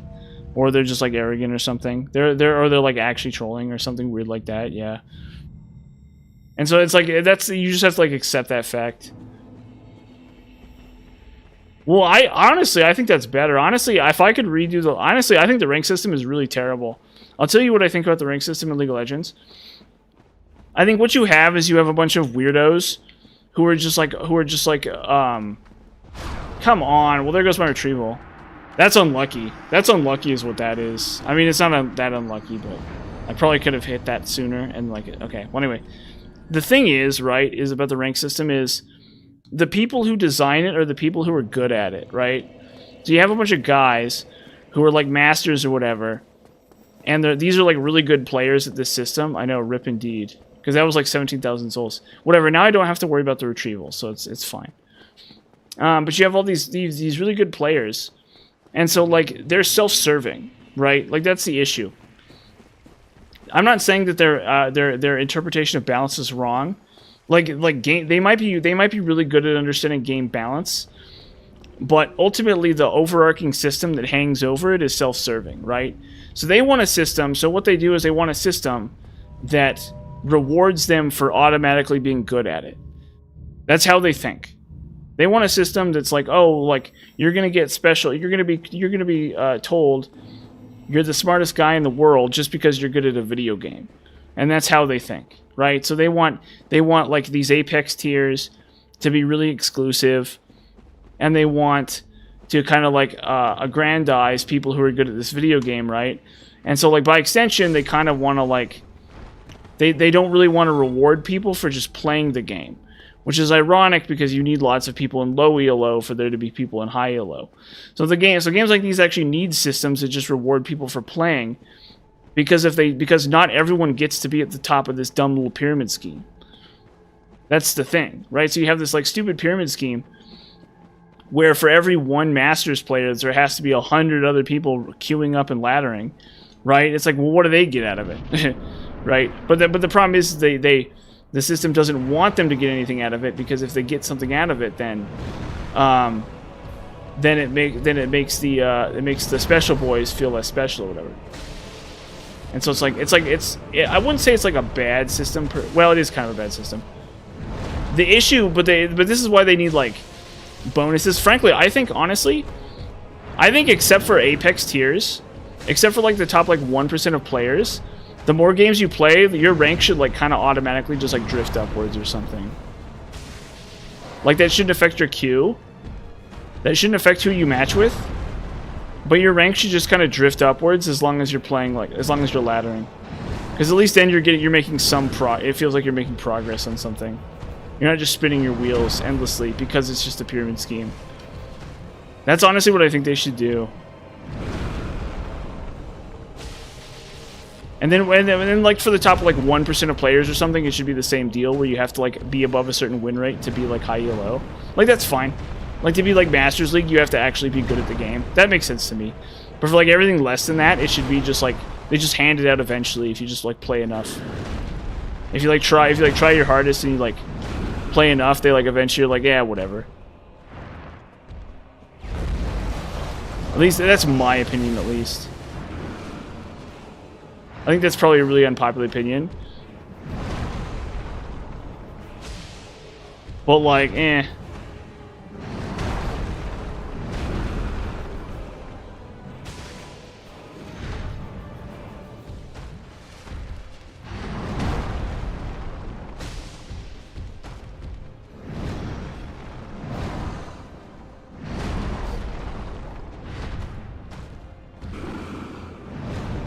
It would definitely make me feel better.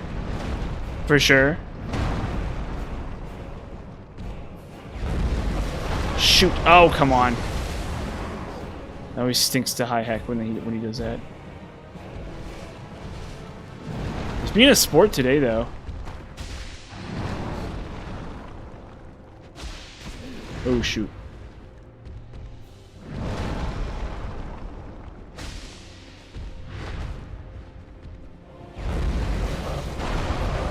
Cool, okay, dodge that.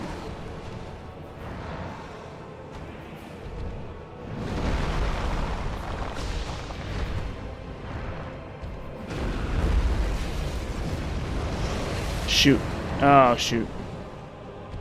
I thought if you got right on top of him, you dodged it.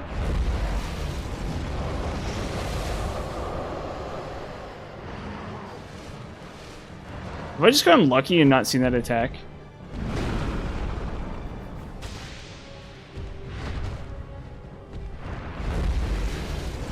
Oh, shoot. Oh, come on.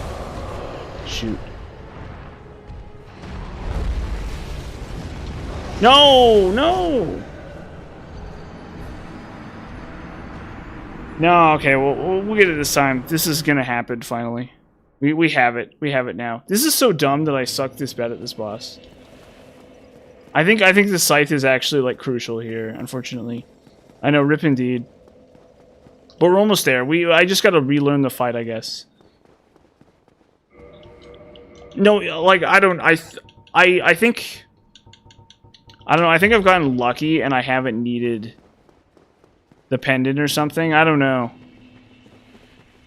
I think, like, I've gotten really lucky or something and I just haven't needed the pendant until now. Like, for whatever reason, I just, like, I don't know.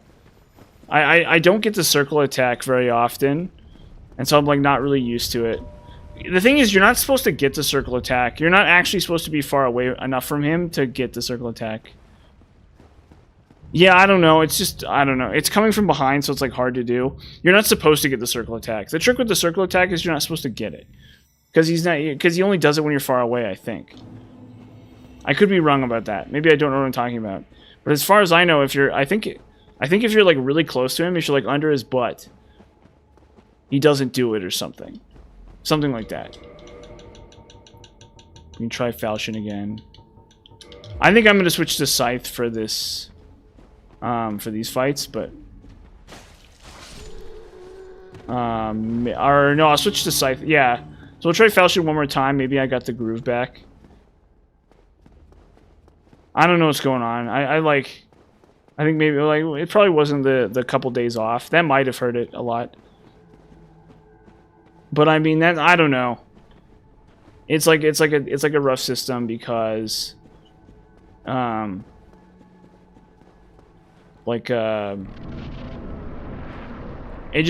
really does feel like games are just out of your control or whatever. Shoot. Okay.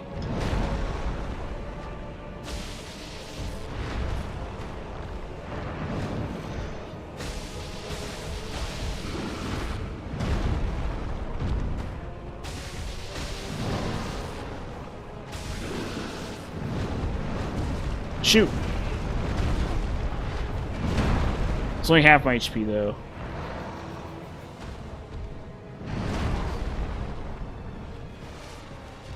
Okay.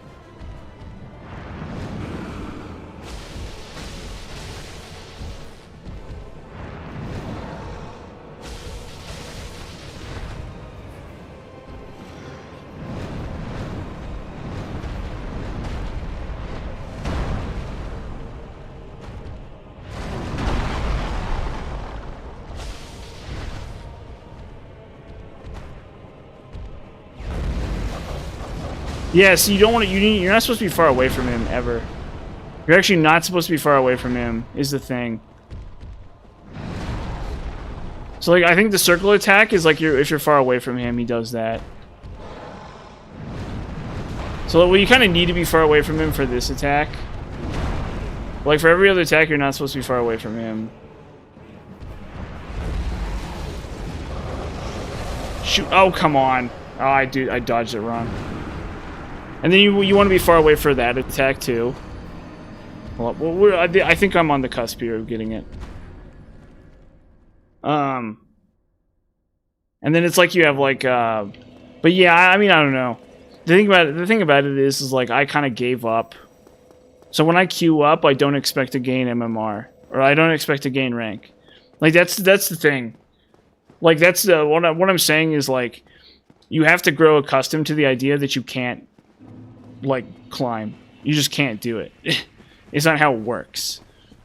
Is like the issue with League of Legends. And so they sell you this like whole idea about climbing, like, oh yeah, you can climb. You can increase in rank. You can, you know, you can, and it's like just like I don't even think it's true. I think by logical definition, by literal statistical definition, you cannot climb. Because if everyone could climb, then no one could climb. Right? So it's like doesn't even make any sense. It's like any amount of thought about like how about the nature of systems like immediately collapses the idea that like you can climb. Well, Counter-Strike seems so boring to me. Like I can't imagine wanting to like play Counter-Strike. There's not even fun stuff. And it's like at least in League of Legends there's like boobies. You know, there's like boobies and there's like dumb items and stuff, you know. There's like, okay, you get random crap. There's at least colorful crap. You know, there's sexy girls and stuff, and so it's like, you know, at least you get a little something out of it. At least you're sitting there and you're like, okay, there's something to look at here. Yes, this game obviously is just is kind of swill. But like there's some RPG stuff here, it's like kind of okay. I can't even imagine playing like Counter-Strike or a shooter game. That to me sounds like the epitome of boredom. Boring. It's like League of Legends is bad enough without like, it's like at least give me something for my time. Like if you're gonna take my time on this earth, at least give me something. Give me like a bikini skin or something. Like Counter-Strike doesn't even have the courage to have that. At least like Team Fortress 2, that's another great example. At least it's kind of fun. You know, you actually get something for your effort. I can't imagine playing Counter-Strike in my wildest dreams. That sounds like the most miserable thing I could possibly imagine. And it's like, and a lot of these shooter games are just so boring conceptually. I don't understand. At least World of Warcraft has like elves and humans, and you know, there's like a kind of a plot to it, you know. Like I don't even know who is playing Counter-Strike. Who are these people playing Counter-Strike? Okay, I need to lock in. This guy's apparently really difficult. Which I didn't realize.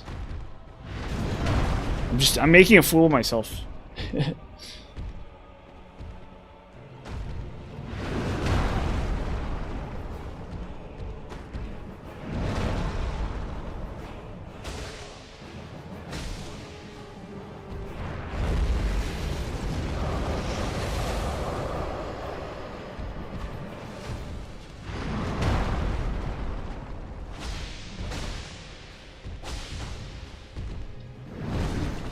Man.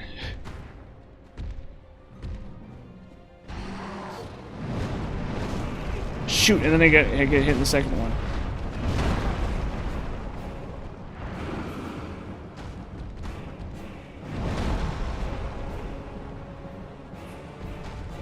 See, Deep Rock Galactic at least seems kind of fun. Like that seems like a game that I would like actually kind of want to play. Let's see if I get really close to him. Oh yeah, you need to be right under him. And then he doesn't hit you at all. Yeah, okay.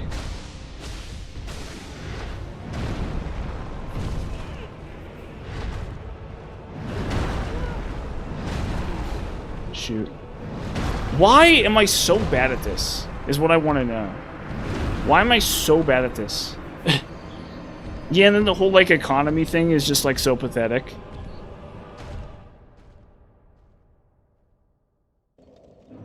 Yeah, when I played, I actually played the Warhammer, or the fantasy one. The Warhammer fantasy one. I played, why am I so bad at this? This boss, by the way. No, so the orb attack, you want to be right under him. It literally doesn't hit, it literally stops right before it touches him. Yeah, I played Vermintide. Me and my brother played Vermintide. It was actually really fun. I played as the Fire Wizard. And that was actually kind of fun for a little bit.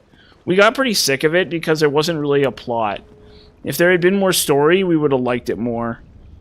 But there wasn't that much of a plot, and the order of the game didn't really make that much sense, which is the issue with it. So we kind of got bored of it after like 10 hours or something. But it was okay. For the time we played it, it was kind of okay. There's not enough RPG stuff going on for it to be interesting in that way. And then there's not enough story stuff for it to be interesting in that way, which is, I think, the big problem with Vermintide. But it was okay. We had fun with it. We definitely had fun with it. It was the sort of thing where you pay, you pay $15 or $10 or whatever, and you get 10 hours out of play. It's like, okay, yeah.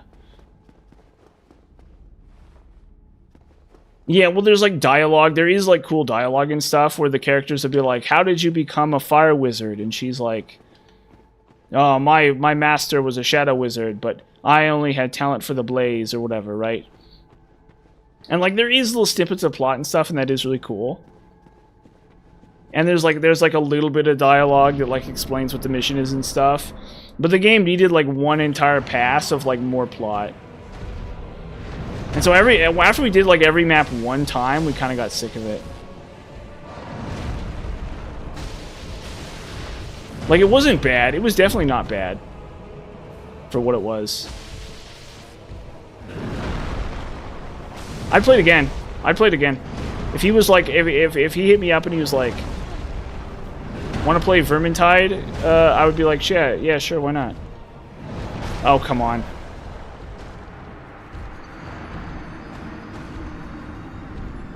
Yeah, well, that's the dumb thing. I hate that, honestly. I say just give me a character and call it a day. Like, you're not Skyrim. Like, you know, the Skyrim is like, it's like the super interesting RPG, right? And it's like, you're not Skyrim. You know, like, don't pretend like you're Skyrim.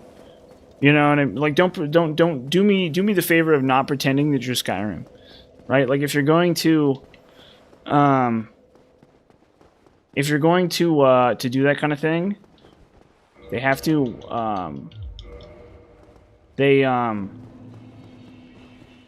if they're gonna do that kind of thing, they have to, like, there has to be RPG stuff going on. I don't know. I don't know. It's a really tough spot because a guy like me does not care. Like, I'm never gonna make my own OC in those games. I'm literally never ever gonna make Cold Steel the Hedgehog. You know what I mean? Like, I'm like, oh yeah, like, I can't, you know, nothing personnel, kid. You know, that's not me. Like, as much as I love the Warhammer universe for how cool it is, but like the whole idea that I'm gonna make my own, like, yeah, that I'm gonna make my own Cold Steel the Hedgehog is just never gonna happen. You know, like oh, I'm Roughneck the Hedgehog or whatever, and I can teleport between dimensions, and I can move at the speed of sound, or, you know, like, it's just not what I'm gonna do. You know, I don't really feel like that's me. I'd rather they come up with a character and present it to me, and then I can be, like, amused by the character, you know? Like, oh, I'm, you know, this is, you know, Satan Jackson or whatever, and he's, like, the greatest Marine ever or something. The greatest space Marine ever. And he comes from the planet of Crapville or something. Or at least, you know, I don't know. I mean, I guess, like, Bolt Gun is pretty simple, right? You don't have a character in Bolt Gun and stuff. You're never gonna have, like, really convoluted character motivations in these games no matter what. And that's, like, fine. So I guess it's, like, whatever. But I have my preference. I would prefer, like, a cultivated character for some of these games. Like, well, there's some of these games get their cake and eat it too. What was that one, that, like, Divinity Original Sin, where you play as an OC, but then also there's, like, a bunch of really interesting characters too. You know what I mean? So you have a cast of interesting... So that game gets its cake and eats it too. There's, like, you get to play as an OC, and there's a cast of really interesting characters. Right? And so the game needs that. It needs, like, if you're gonna have an OC, you need, like, really fun characters. Like, that's the thing about Fallout New Vegas. Your character is, like, super boring and does nothing in terms of, like, plot, but then you have, like, Mr. House. You have, like, Mr. House, you have Caesar to talk to, you got Benny, right? You got all these interesting, wacky weirdos to, like, hang out with. And, like, so it makes it kind of, it, like, makes up for the fact that your character has no character. You know? You're, like, you're playing Skyrim, and, like, yeah, Skyrim's a great example of, like, how Skyrim's actually really boring. But, like, there are still characters that you can, like, talk to and stuff. And interact with. And they kind of have, like, world building. You know, whatever. And so that's what a game needs. If you're going to have an OC type situation, it needs characters. Or you need to be like Diablo and just be like a really interesting RPG. Like, you can do that too. But a lot of these games aren't even that good of RPG games. Is like the thing. Is he really going to go double into the double combo there? Oh, Manus. Never change.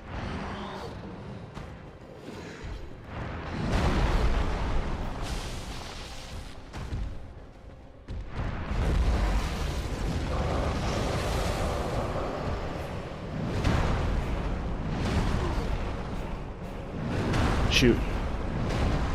Wow, I survived that.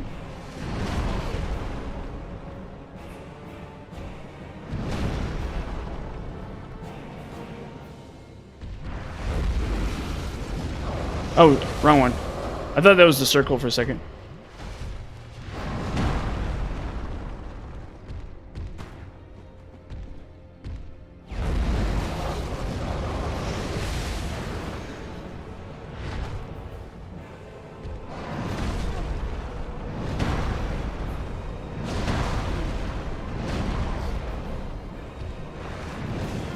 Gosh darn it.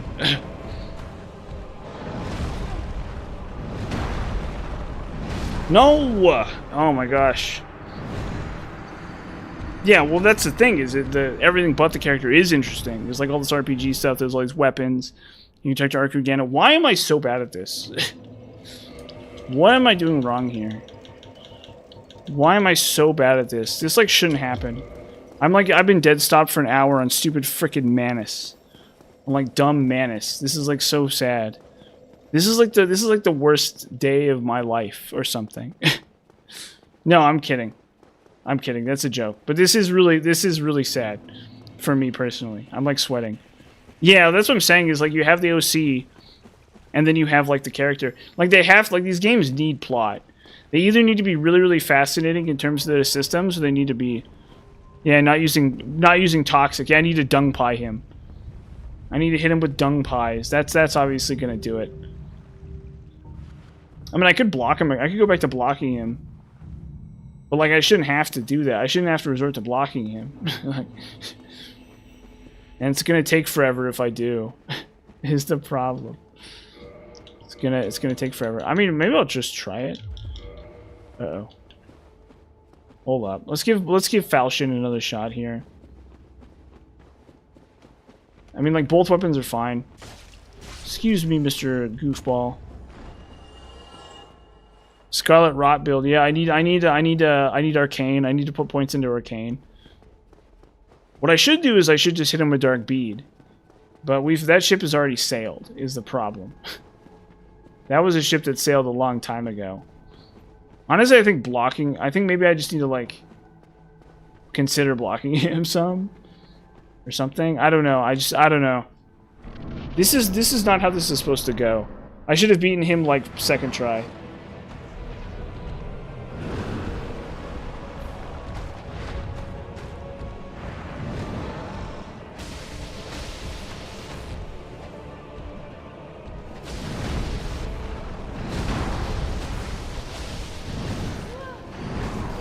Ugh.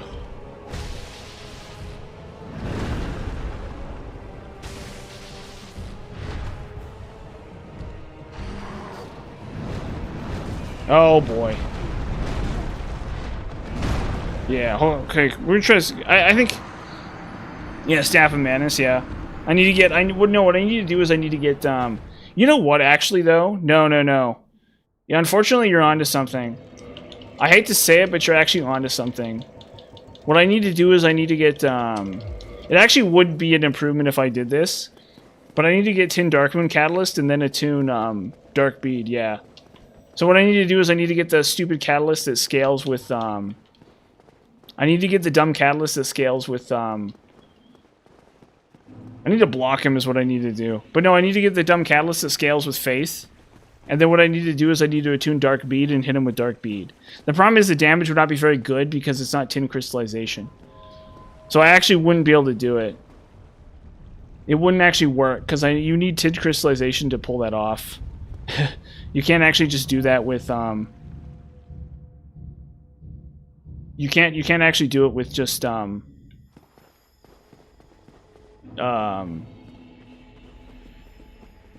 you can't actually do it with just because the real source of the damage is tin crystallization.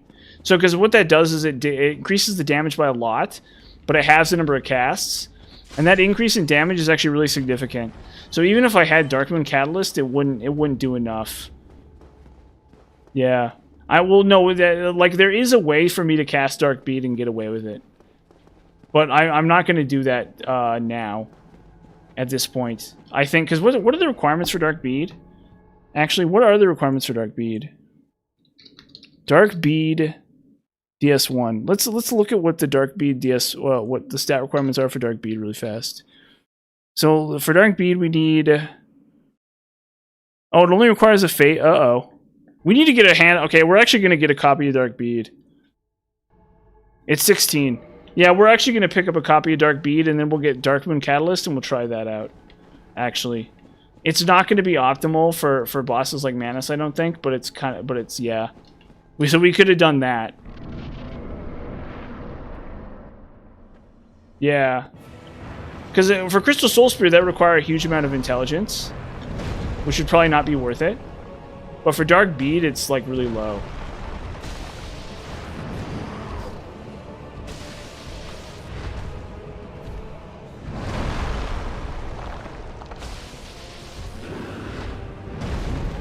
Why? Why?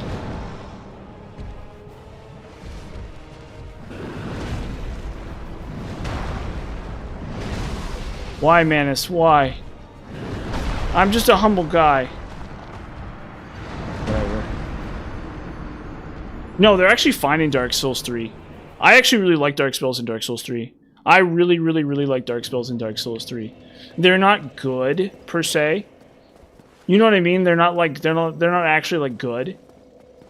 But they're so fun. They're actually really, you know what? Let's grab Dark Bead. Let's take a break and grab Dark Bead. There's like other stuff we can do. I can actually come back and do this later. Let's actually grab a copy of Dark Bead. Yeah, no, they're fine. The spell casting itself is just so bad in the game. If spell casting were better, they'd be fine. Oh, it's Great Soul Dregs. Great Soul Dregs. It's really good. That's a really fun spell. It's one of my favorite spells in the whole series. And it's like not optimal, but it's still so much fun to use. That's like such a fun spell to use. So we're gonna try Dark Bead with Darkmoon Catalyst, yeah.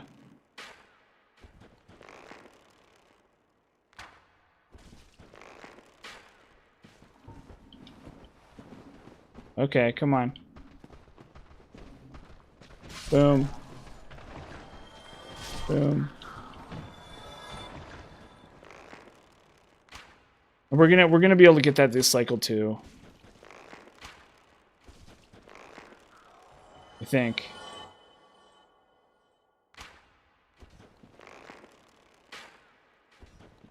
Come on.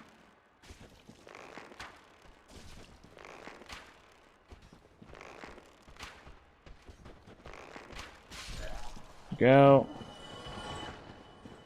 One more. Is that a caster? Hopefully it's not a caster.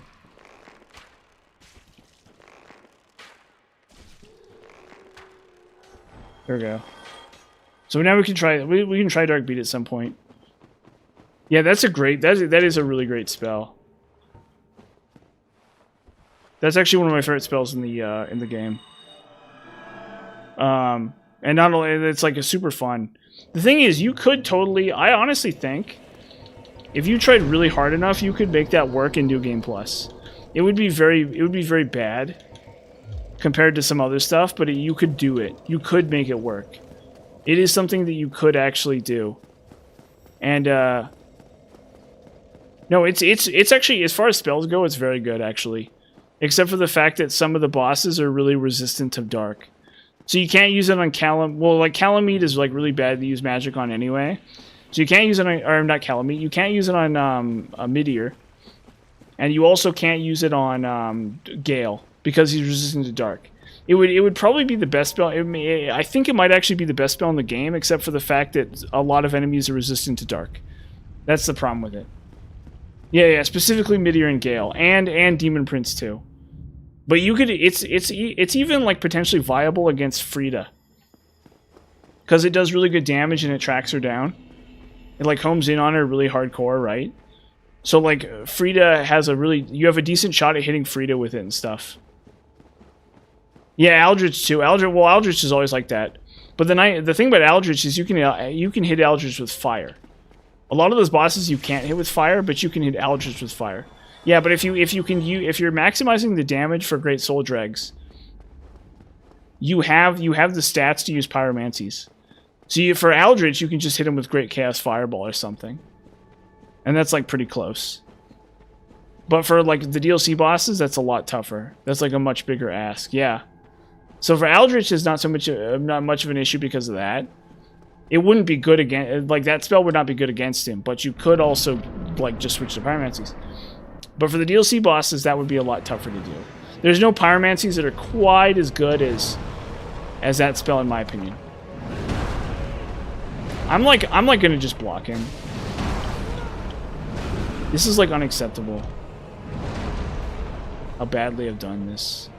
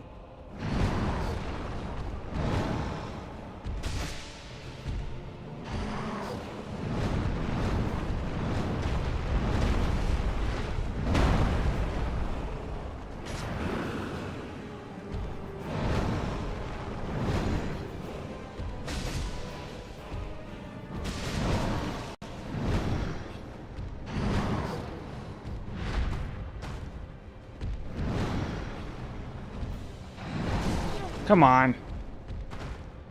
Hey dude, or hello, how you doing?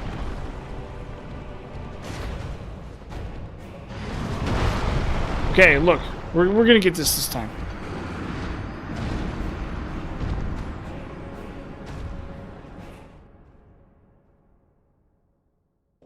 Or no, in one they don't scale off humanity. In one they only scale with your catalyst. Only Chaos Infusion scales with humanity. And a couple other weapons. But as far as I know, Pyromancies, there might be one or two that do scale with humanity, but as far as I know, most of them only scale with your upgrade level. But you can stack a bunch of damage bonuses and get like a Firestorm spell that hits pretty hard anyway. How are you doing, Trella and XOXO? I'm doing okay, other than I'm dying to Manus. Yes, it's only Chaos Infusion. So if you want to do a Pyromancy, you don't even need 10 humanity. Okay, we're gonna lock this in. I need to just like lock it in. Gotta lock it in. We need to do this right. Time for me. You know what? No, we're gonna do this. We're gonna do this thing. I don't know how the heck I've done this fight in the past and like survived.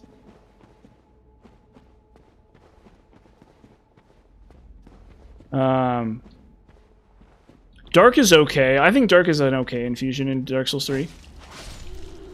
That's good to hear. Like, it's those infusions, those two infusions, Chaos and Dark in Dark Souls 3, Those infusions are really interesting, but they're not actually good enough, in my opinion. They're like very close to being good enough, but they're not actually good enough. Like the split damage really stinks on them. But you can do like spells and stuff. Well, I think, or chaos, you can stagger normal enemies with chaos. Like chaos is not useless. There are tons of enemies that stagger from fire. That's the thing about chaos. Is you're like guaranteed to get staggers on some enemies, basically. That's the thing. So like it's okay. If you're fighting like normal enemies with it, yeah, it's totally fine.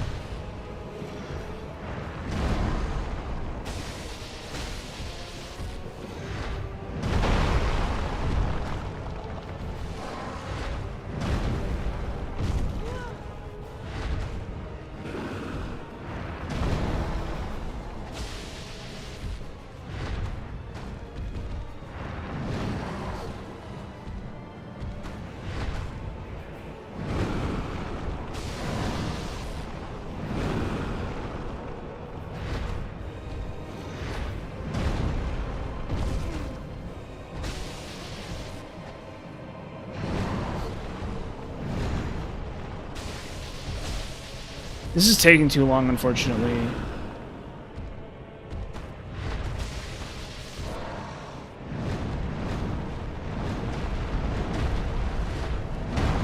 Like for New Game, this is really smart. For New Game Plus, this is not as smart. Whoa.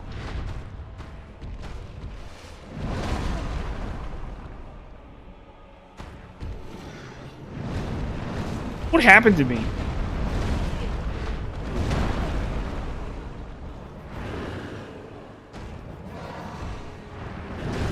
Shoot, okay, we gotta try this again. I think I finally have it though. I think this next time I'll do it, that's true. I think my mindset comes from very PvE. Yeah, so in PvE, those are probably fine. Oh, okay, so there's some kind of... Okay, fair enough. Yeah, but like if you're fighting like a lot of normal enemies, they will stagger from the Chaos Infusion. It's a very good infusion for that. Like it's definitely like if you want to kill like random enemies, Chaos Infusion is like super good. Even like things like Ring Knights and stuff, I think you can like stagger and stuff like that. Yeah. Oh shoot. I just got a lag spike there. Yeah, so like I think and like the stat distribution for Chaos, it sets you up for plenty of stuff.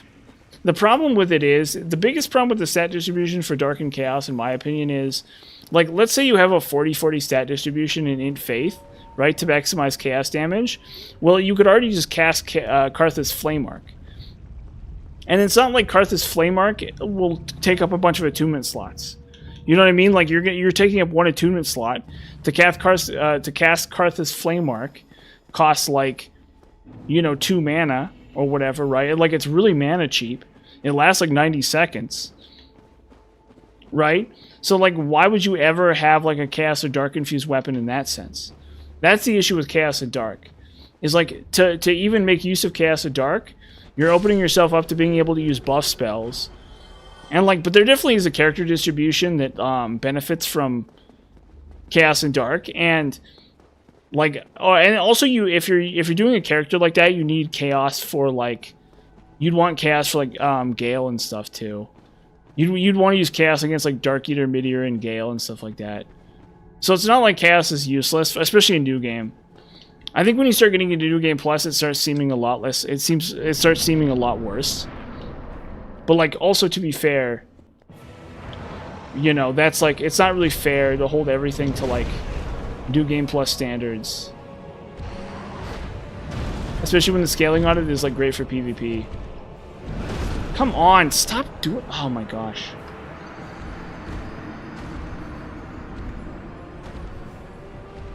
Dude, I swear I see people buffing in PvP all the time. Every time I see video of people doing PvP, they're always buffing. It's like it's always somebody with Darkmoon Blade or something. But, like, I get the impression that people, like... And it seems like matches don't last long enough. Okay, interesting. So I guess maybe Karthus Flame Arc would not be good, is what you're saying? Well, you definitely, like, a Dark... Even if you were going for a buff build... you could just have a dark dagger in your pocket. You know what I mean? Like, let's say you're doing like a dark build. Let's say you're doing like a buff build. It's the weakest one, but it lasts the longest. And it does fire damage, so it's really good in PvE as well. I think it might actually be an underrated spell. Like, I don't know. Maybe you'll struggle to kill people with that, but I think it's a fine spell. I think especially for PvE, it's an underrated spell.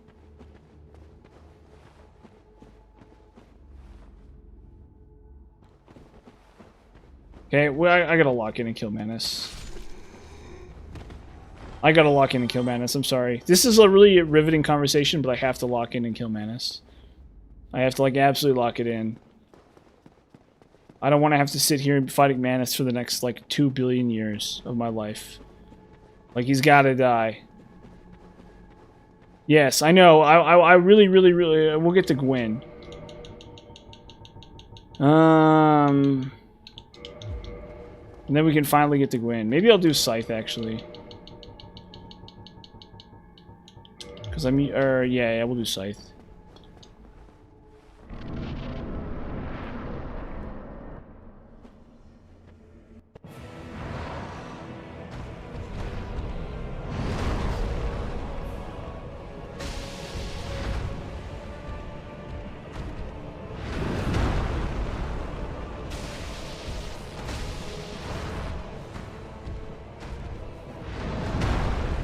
I need Grass Crest, actually, is what I need. I need the extra stamina regen.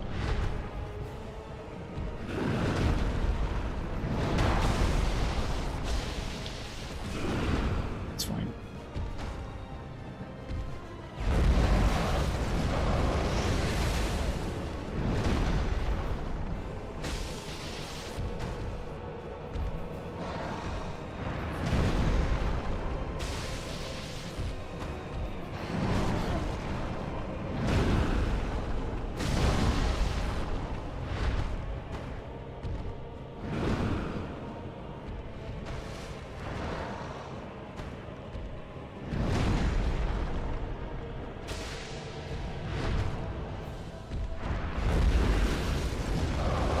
Shoot. Oh, I got caught in that. I got caught in that. Try it again. Run it back.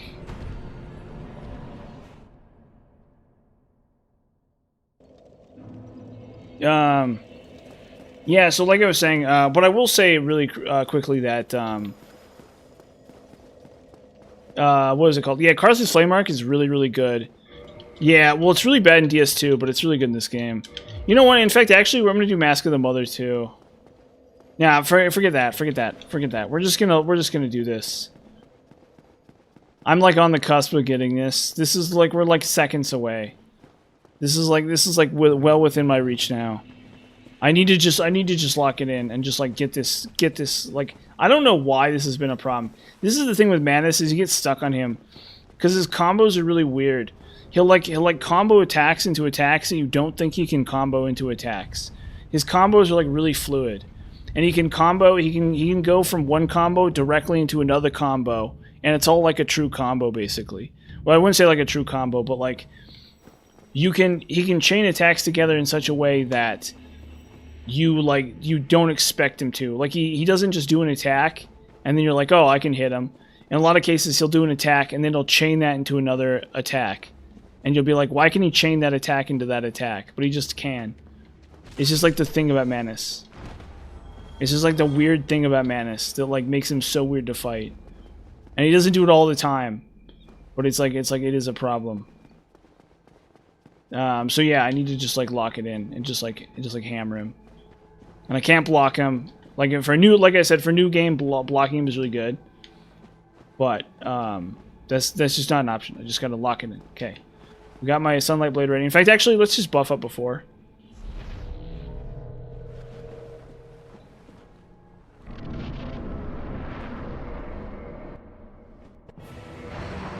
Okay, we got that.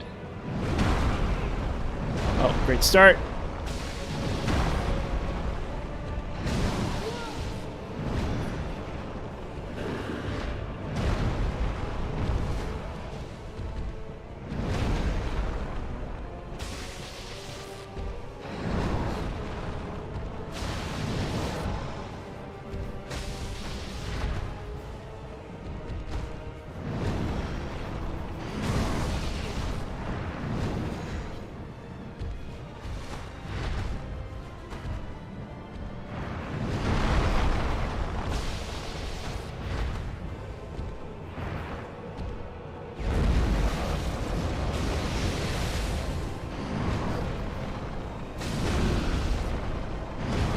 Yeah, that attack, for example.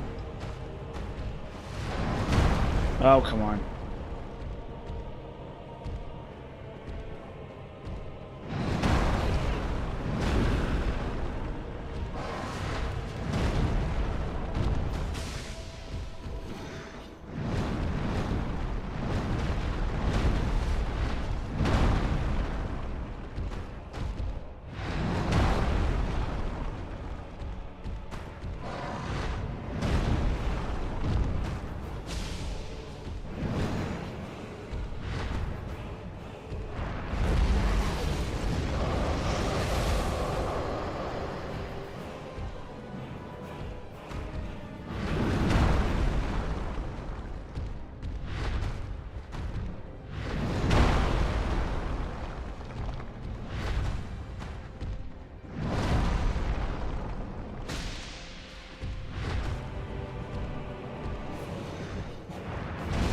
Shoot.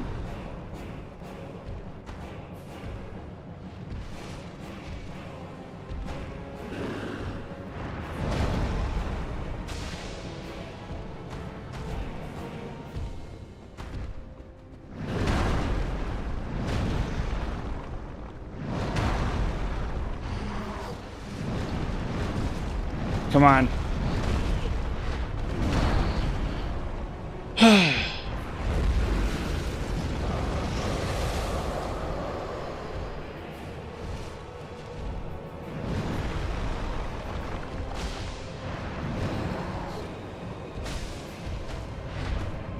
There we go. Cool. Okay. I don't know why that took me so long.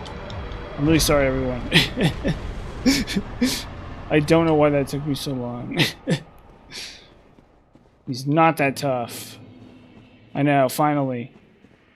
After 1 billion trillion years of suffering, after an infinite number of cycles of death and rebirth, we finally got him. We finally freaking killed Manus. And there's Dusk sitting there.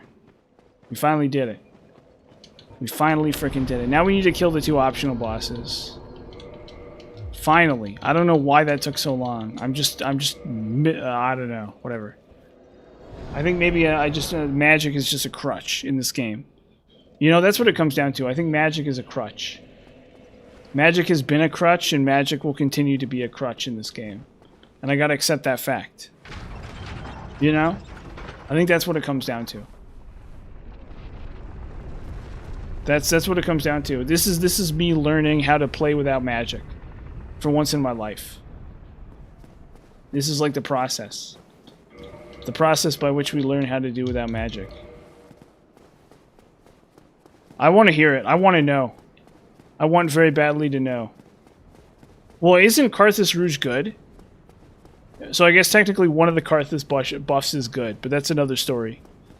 Or maybe it's not. I don't know. Tell me about Karthus Rouge 2 if you can.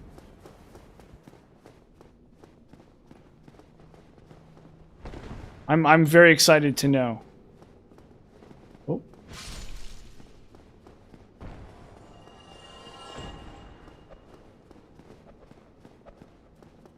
Yeah.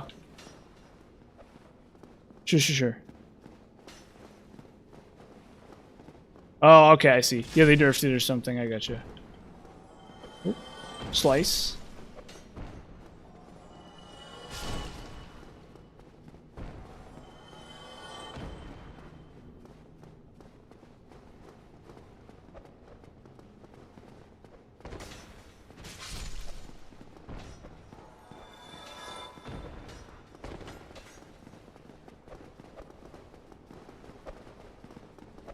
Okay, so we do Painted World.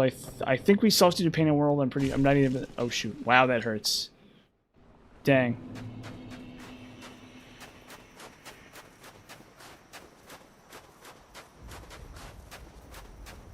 Oh, okay. So the extra 30 seconds doesn't matter? That's the thing though, is it lasts like 150% longer than other spell buffs. Oh, okay. Oh, okay. No, that makes sense, actually.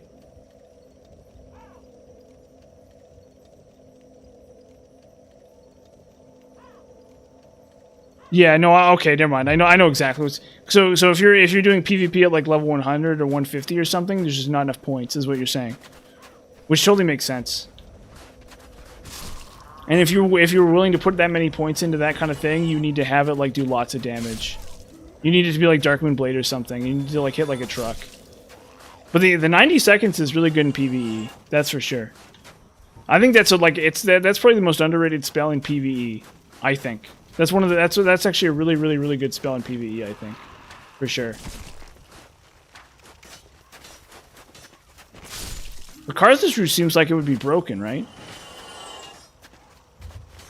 Yeah, you want to kill them really fast. You want the match to be over in like 20 seconds or something, which makes sense.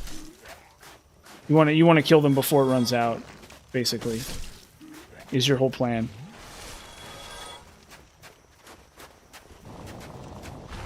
So I definitely understand. That makes sense.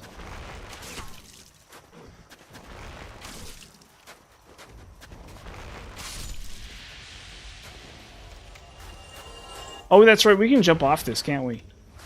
Or no, we need to clear up. We need to clear up to this point, and then we can jump off it.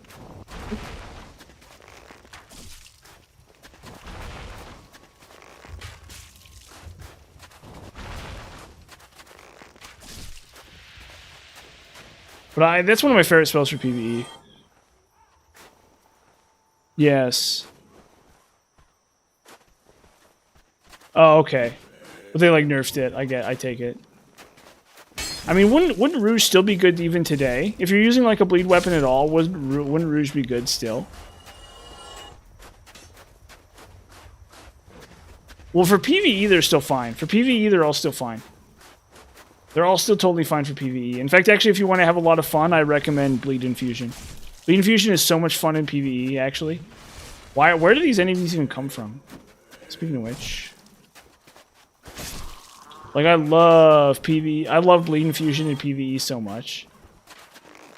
Because, like, enemies... I think probably what they may have nerfed was they may have nerfed, like, innate bleed resistance or something. Because it seems to do just fine in PvE. It seems like it's actually like a really good thing in PvE against anything that can bleed. Oh, it's so much fun. So much fun. There's nothing quite like getting like a big huge bleed proc. Big huge stinky bleed proc on an enemy. Yeah, it's like way good actually. It just you can't bleed like mid-ear. That's the only problem with it. So you need like Anri Straight Sword or like a hollow infused one or something to deal with that boss. But that's like yeah, that's like the only downside. That's like the only point where it is like weak at all. Other than that, it's like so much fun. It's actually really fun too. That's a crazy thing is it actually feels like so good to like fight a Soulvein beast and like bleed proc him with like a dagger. Oh, that's why I think Dark Souls 3 is actually peak Souls, because like daggers are so good in that game and it's so satisfying to hit something with a dagger.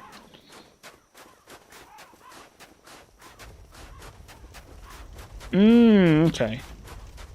No way. That's really interesting. But like, so could you? Oh, so you'd put like a rotten. So like a rotten pine resin is okay, because there's no stat requirements for rotten pine resin, right? So like, or is it too slow?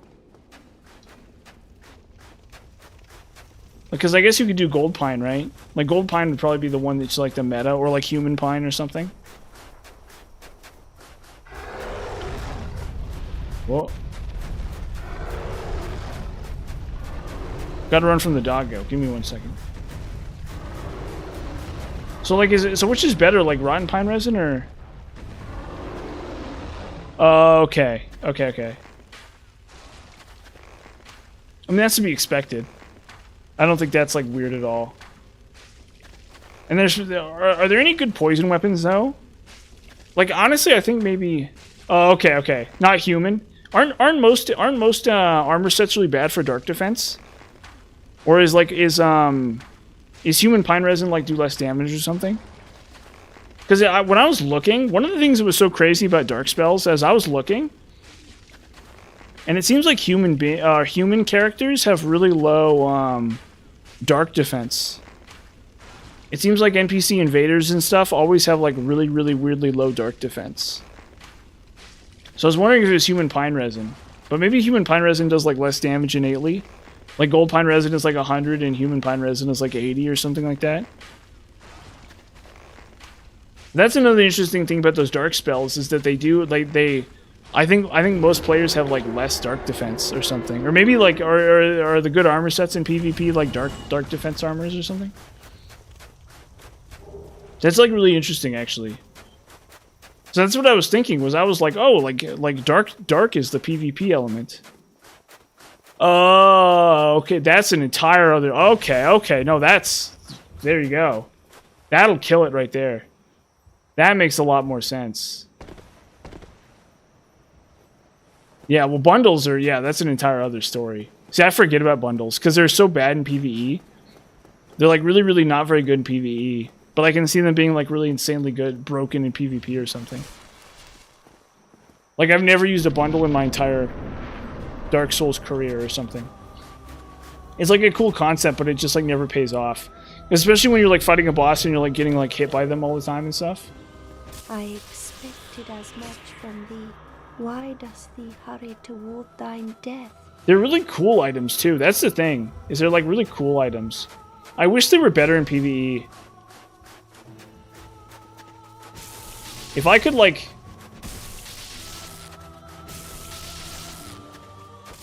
If I could, like, redo the game, I'd, like, make bundles really good. I'd like to have a bundles rework and make them, like, more interesting. Yeah, well, that's the thing is you know you can use Karthus Flame Arc in PvE. You know, you get the privilege of using Karthus Flame Arc, which is like my favorite spell in that game. So I can't complain too much. But I would like to go through and like find a way for bundles to be good. Like, you know, it'd be really cool if like you could equip a bundle, and if your HP gets low, it triggers or something like that. You know. Like, there's, like, some mechanism that, like, automatically triggers a bundle for free if, like, your HP gets low or something crazy like that. Yeah, I think that would be really awesome. I think that's the sort of thing that would, like, make bundles, like, really cool for PvE. And like, honestly, that might be interesting for PvP, too. Because then that player has, like, a little bit of a comeback window or something. Where if the game's, like, close, you might, like... That might be, like, what you need to, like, get you over the edge or something. But I don't know if that's like a, I don't know how that would work though. You need like a ring for it, or you need like a ring for it, or you need like a weapon that has it or something. Or like you could, I don't know, you could use it like before the battle, and then like like you could use the bundle before the battle, and then it triggers at some point. Yeah, Tears of Denial is just broken, unfortunately. Tears of Denial is unfortunately just shattered. Especially in DS3, I think. I think in the other Dark Souls games, it's not as good. But I think in Dark Souls 3, it's just, like, way too broken. I mean, like, that's the thing. Honestly, here's the thing. Here's my opinion about Denial. And what's really wrong with Denial is, we need to go to Darkmoon Tomb. Where is it? Yes, right here. The main issue with Tears of Denial is if the other self-buff spells lasted forever like it does, they would also be really good. Like if Deep Protection lasted as long as Tears of Denial, it would also be really good too. That's the thing. Like Deep Protection should just last forever. Why not? It's not even that good a buff. Like, maybe they could raise the stat requirements or something. Like, bring it up to, like, 25 Faith or something.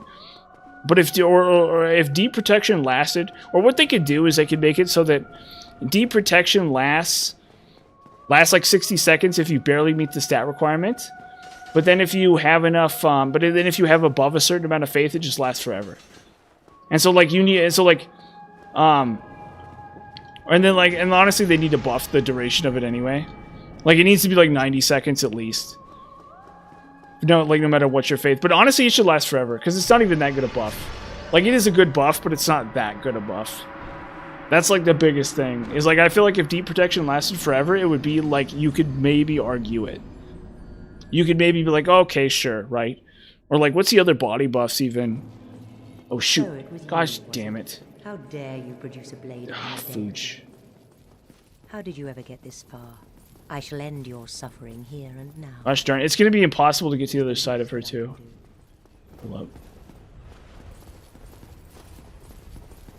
Yeah, like those buffs, if they lasted forever, they'd be fine.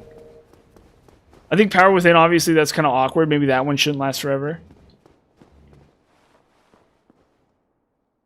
Oh, this is so awkward. I should have hit the bonfire. I gotta go to frickin' Duke's archives. Well, that one, yeah, like they should just like I don't know about all of them, but they should definitely Deep Protection.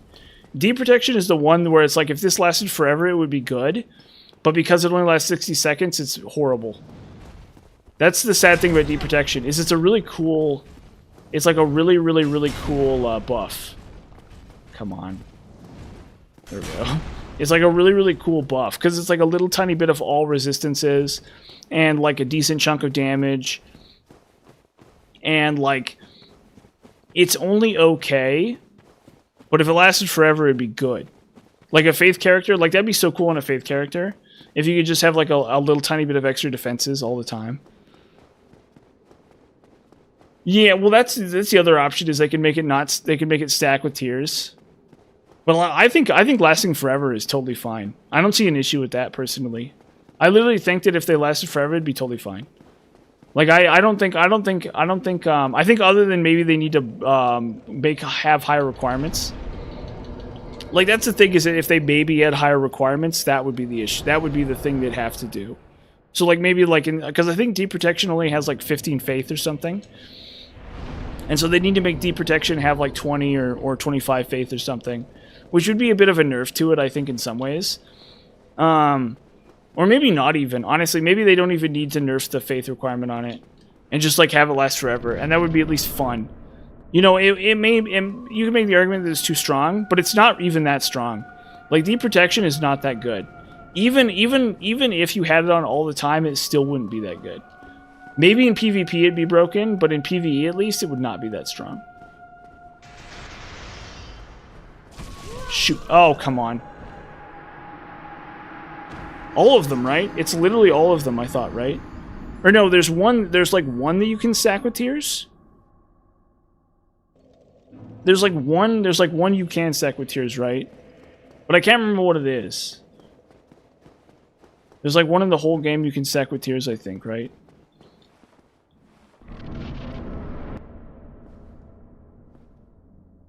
What foolishness. Iron Flesh, really? You're kidding me. Freaking Iron... Of all the spells, Iron Flesh? Dude, someday I'll find a use for Iron Flesh. Someday Iron Flesh will be a spell that I use. I will someday find a use for Iron Flesh. That's my promise. To the Souls community. Is someday I'll find a use for Iron Flesh. I still haven't figured it out. I still have not figured out a use for Iron Flesh.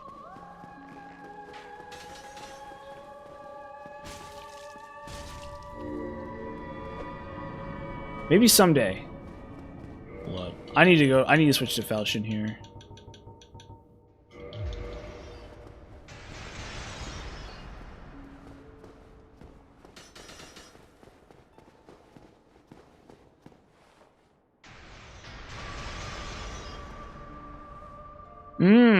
Okay. Don't people just like kite you through that though? Like, there's no way that actually works, right? Because can't people just run away from you until it like wears off? There we go. Like, I can see that as like a concept, but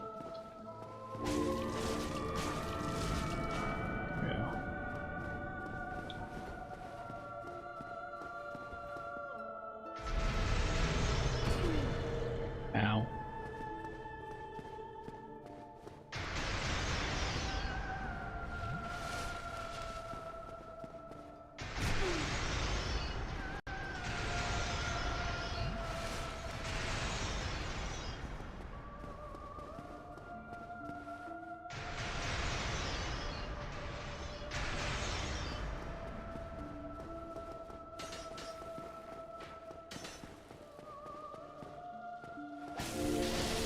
Boom.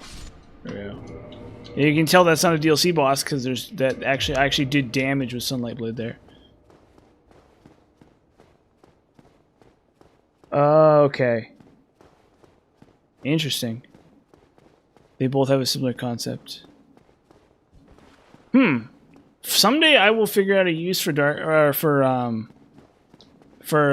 Iron Flesh. I will find like a really good use for Iron Flesh. I'll find a way to like make Iron Flesh like really strong. I swear.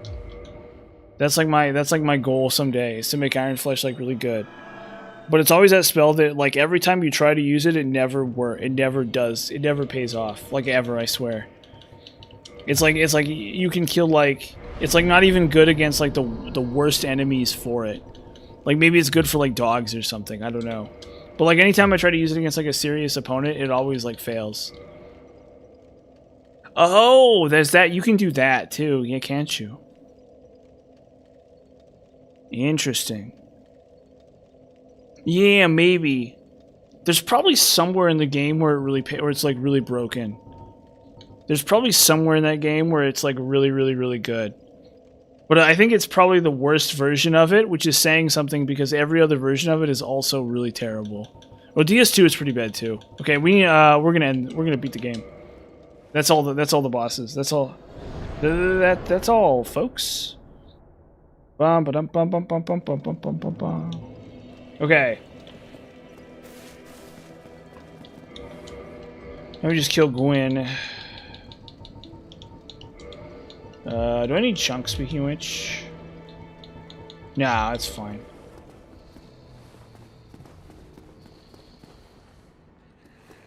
Oh, does it even breaks your lightning absorption too?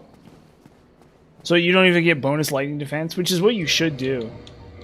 You probably just straight up should get bonus lightning defense or something, because it's already so bad. No, I'm fine. You know what? Maybe I'll try it against like Titanite demons or something. Maybe it's like good against like Titanite demons. You know what it could do? You know what it could do? Do you think maybe it'll help it'll help me set up like Chaos Firestorm or something? Maybe that's what it does. It doesn't really, because there's not that many lightning enemies, so it's like not that big a deal. But yeah, like maybe you could use it in some cases to set up Firestorm, because you know how Firestorm could be hard to set up in against some bosses. Like you could probably set Firestorm up against like Capra Demon or something. Like you iron flesh, you walk into the boss arena, and you just like basically you immediately cast Chaos Firestorm, and you one-shot Capra Demon or something, and like kill the dogs immediately. Like I do feel like there probably is a use for it, like setting a Firestorm.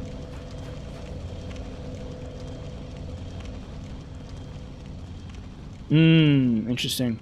Well, in Elden Ring, by Dark Souls 3 and Elden Ring, the bosses are just like way too dynamic. They do way too much damage, and it's way too dynamic. Like they don't want the game to be a game where you just like meme cheese kill bosses. You know what? You could also use it for Four Kings too.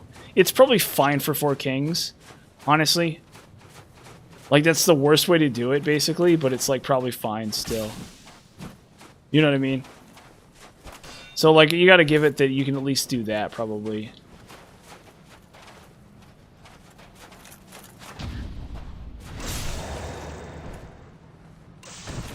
Or do they have a lightning attack?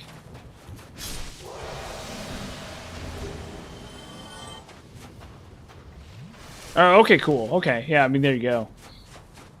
Like you can do Four Kings with Iron Flesh. Like you can do Four Kings with Iron Flesh. It's bad.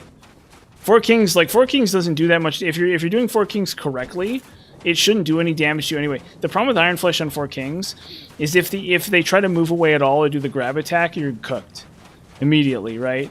So if they're doing, and honestly, if you're close enough, the melee attacks don't do enough damage anyway. So if you're doing Four Kings correctly, you shouldn't need Iron Flesh. And there's like a really good chance that it just fails and just like causes you to die, basically. Just for using it. So like that's the issue with Four Kings Iron Flesh. Honestly, maybe it's good against Gwyn. Maybe it's good against Gwyn. Maybe like maybe the optimal way to do Gwyn is to Iron Flesh and then hit him with like Chaos Firestorm. Like that actually might be true. I don't know, but I think it doesn't even I think the other thing about Iron Flesh is if it stopped you from being staggered, period, it would be really good. Yeah. What it needs to have like better poise defense than it does is the problem with it in a lot of ways. Because I think you can still be staggered while Iron Fleshed. Oh, come on. Frick.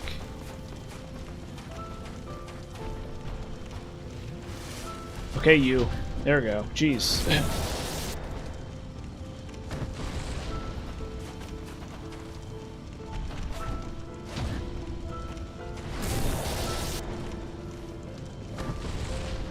Huh.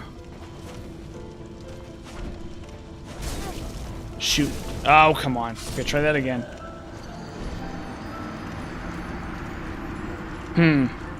Oh, but it doesn't make you slow? Does it still make you slow in Elden Ring?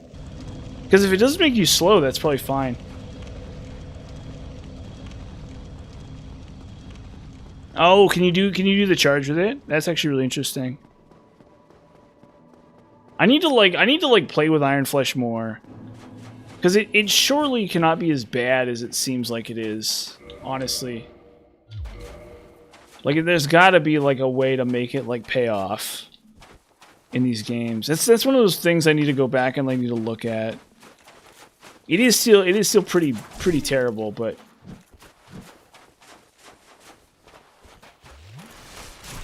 Come on.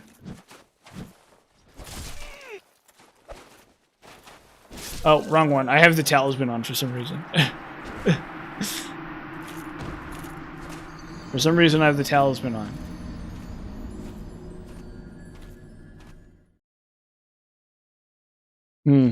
I mean, you can do... The problem is, like, you can... The thing is, like, a lot of enemies, like dogs and stuff, you can just block them. You know what I mean? Like, you don't even... Like, if you really want to do Undead Settlement and fight the enemies, you can just block them, most of them. And if you want to fight dogs, you can just block them. You know, so the issue with it is, I think that, like, enemies are either light enough that you can just block them, or they're heavy enough that it doesn't work against them anyway. Like, you're not going to sit there and block Soulvein... You're not going to sit there and beat Soulvein Beast with that crap. It's just not going to happen. Which is, like, the core issue with it. It's one of those things where I think if it were more of an in-between spell, I think it'd be a lot more interesting. If it gave you, like, decent physical defenses but didn't really slow you down, or something, like, or, like, it made you, like, it increased your weight or something. So, like, if you, like, imagine you were, like, a spellcaster character, and, like, you don't have very much equipment on, right? Because you're a spellcaster, right? So you don't have, like, a big heavy weapon. And what it does is it gives you physical defenses, but it increases your equip load. But you could still, like, fast roll if your like, equip load is good enough or something. I don't know, right? Like, there's, I mean, I guess at that point you could just equip armor. There's probably a way to make it more interesting than the way that it is. Because it's, like, very gimmicky. Because of the way that it slows you down. But I guess that's the entire, like, point of it, right? I feel like the developers, if I told them that, they'd be like, well, why? Like, the whole gimmick of it is that it slows you down like crazy, and so it's, like, really wacky, you know? So anything that, like, dilutes that is, like, kind of a bad suggestion, you know? So that's the issue, right? Is I say, like, oh, like, they could just, like, make it more of, like, a generic buff. But then that like, removes the character of it. Yeah, no, that's the issue, is, like, honestly, I think they should leave it how it keeps you slow. But that's the problem, is it runs the risk of, it's like a really weird kind of thing where there's almost no right choice with that particular spell buff. Oh, they're in, like, a really tough spot because it's, like, very unique. Very gimmicky. Ow. Jeez. This is gonna take a while.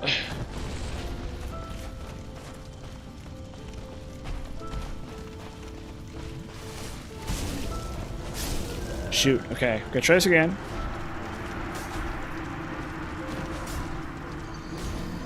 Yeah, I mean, I don't know. It's the sort of, I mean, like, I guess that's probably the ideal scenario. I think that's a great example of how, like, people complain about that spell all the time.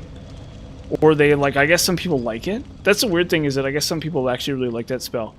Right, but people complain about that spell all the time, or whatever, or they think it's, like, useless or something, but it does do some niche stuff. Like, you can see the potential of it. I think there may come a point where I do a character that, like, uses it. Or something. Like, I'll find a way to make it good. Like, to set up Firestorm or something. Honestly, even PvP, you might be able to set up Firestorm with it as well. Or something. I don't know, right? Like, somebody... it seems like that would be too obvious. I don't know. No, I think it wouldn't work in PvP. Because people would just walk away from you. They see you, like, set up Iron Flesh, and then they immediately know to, like, run away from you. Or something. Interesting. Because that's basically like a free backstab window. Interesting. Like, another thing they could do is make it like stop backstabs or something too. Like, maybe it prevents people from backstabbing you. Like, you're made of iron, right? So, like, I guess that makes sense. You know what I mean? You have no vulnerable spot anymore. You know what I mean? Yeah, maybe that'd be cool. Maybe that'd be cool. Or something. And then it, like... And then it still does, like, all the other stuff. So you're, like, Iron Flesh. Yeah, I don't know. Do you think maybe it should only stop backstabs? Do you think it should still do all the other stuff, too? Yeah, that's another thing it could do. Like swords just, like, bounce off you. Yeah, that'd be interesting, I think. And yeah, at least then it'd be really good against, like, NPC red phantoms and stuff. Does it already? It's a niche enough spell that it maybe already does. Because I've never really used it very much. So I don't know, but I wouldn't be surprised if it already does, actually. Like, maybe people just don't know because they've, like, I don't know, never interacted with it.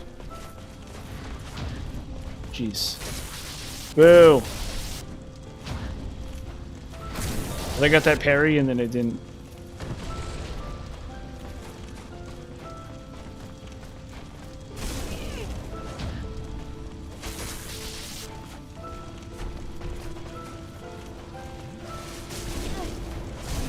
Oh shoot.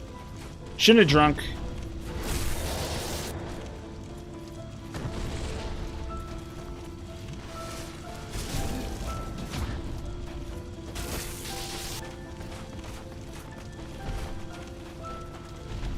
No!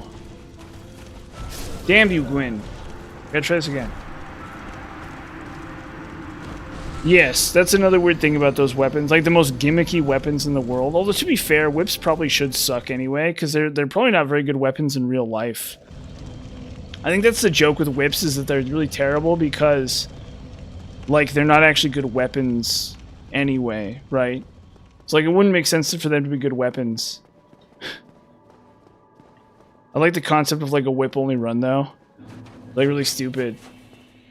But yeah, you can't repose. So they're like really bad. Like, the thing is, like, a whip would be in a, like, I feel like whips are really light though. In PV, oh really? Okay, yeah. See, finally people got sick of like crappy whips for so long. They're one of those weapon types that I think is like, they're like a weird oversight kind of thing. Oh shoot, we gotta try that again. I need to end stream anyway, actually, so we'll pick this up tomorrow. I mean, at least I got through the DLC in one stream. Like, that's fine. Yep, have a good night, dude. Thanks for chatting. It's actually been really awesome talking to you. And I'll probably stream tomorrow night. Yes, thank you very much. And, yeah, probably stream tomorrow night. And then there might not be a stream later in the week, but definitely tomorrow night. So, have a good night, everyone.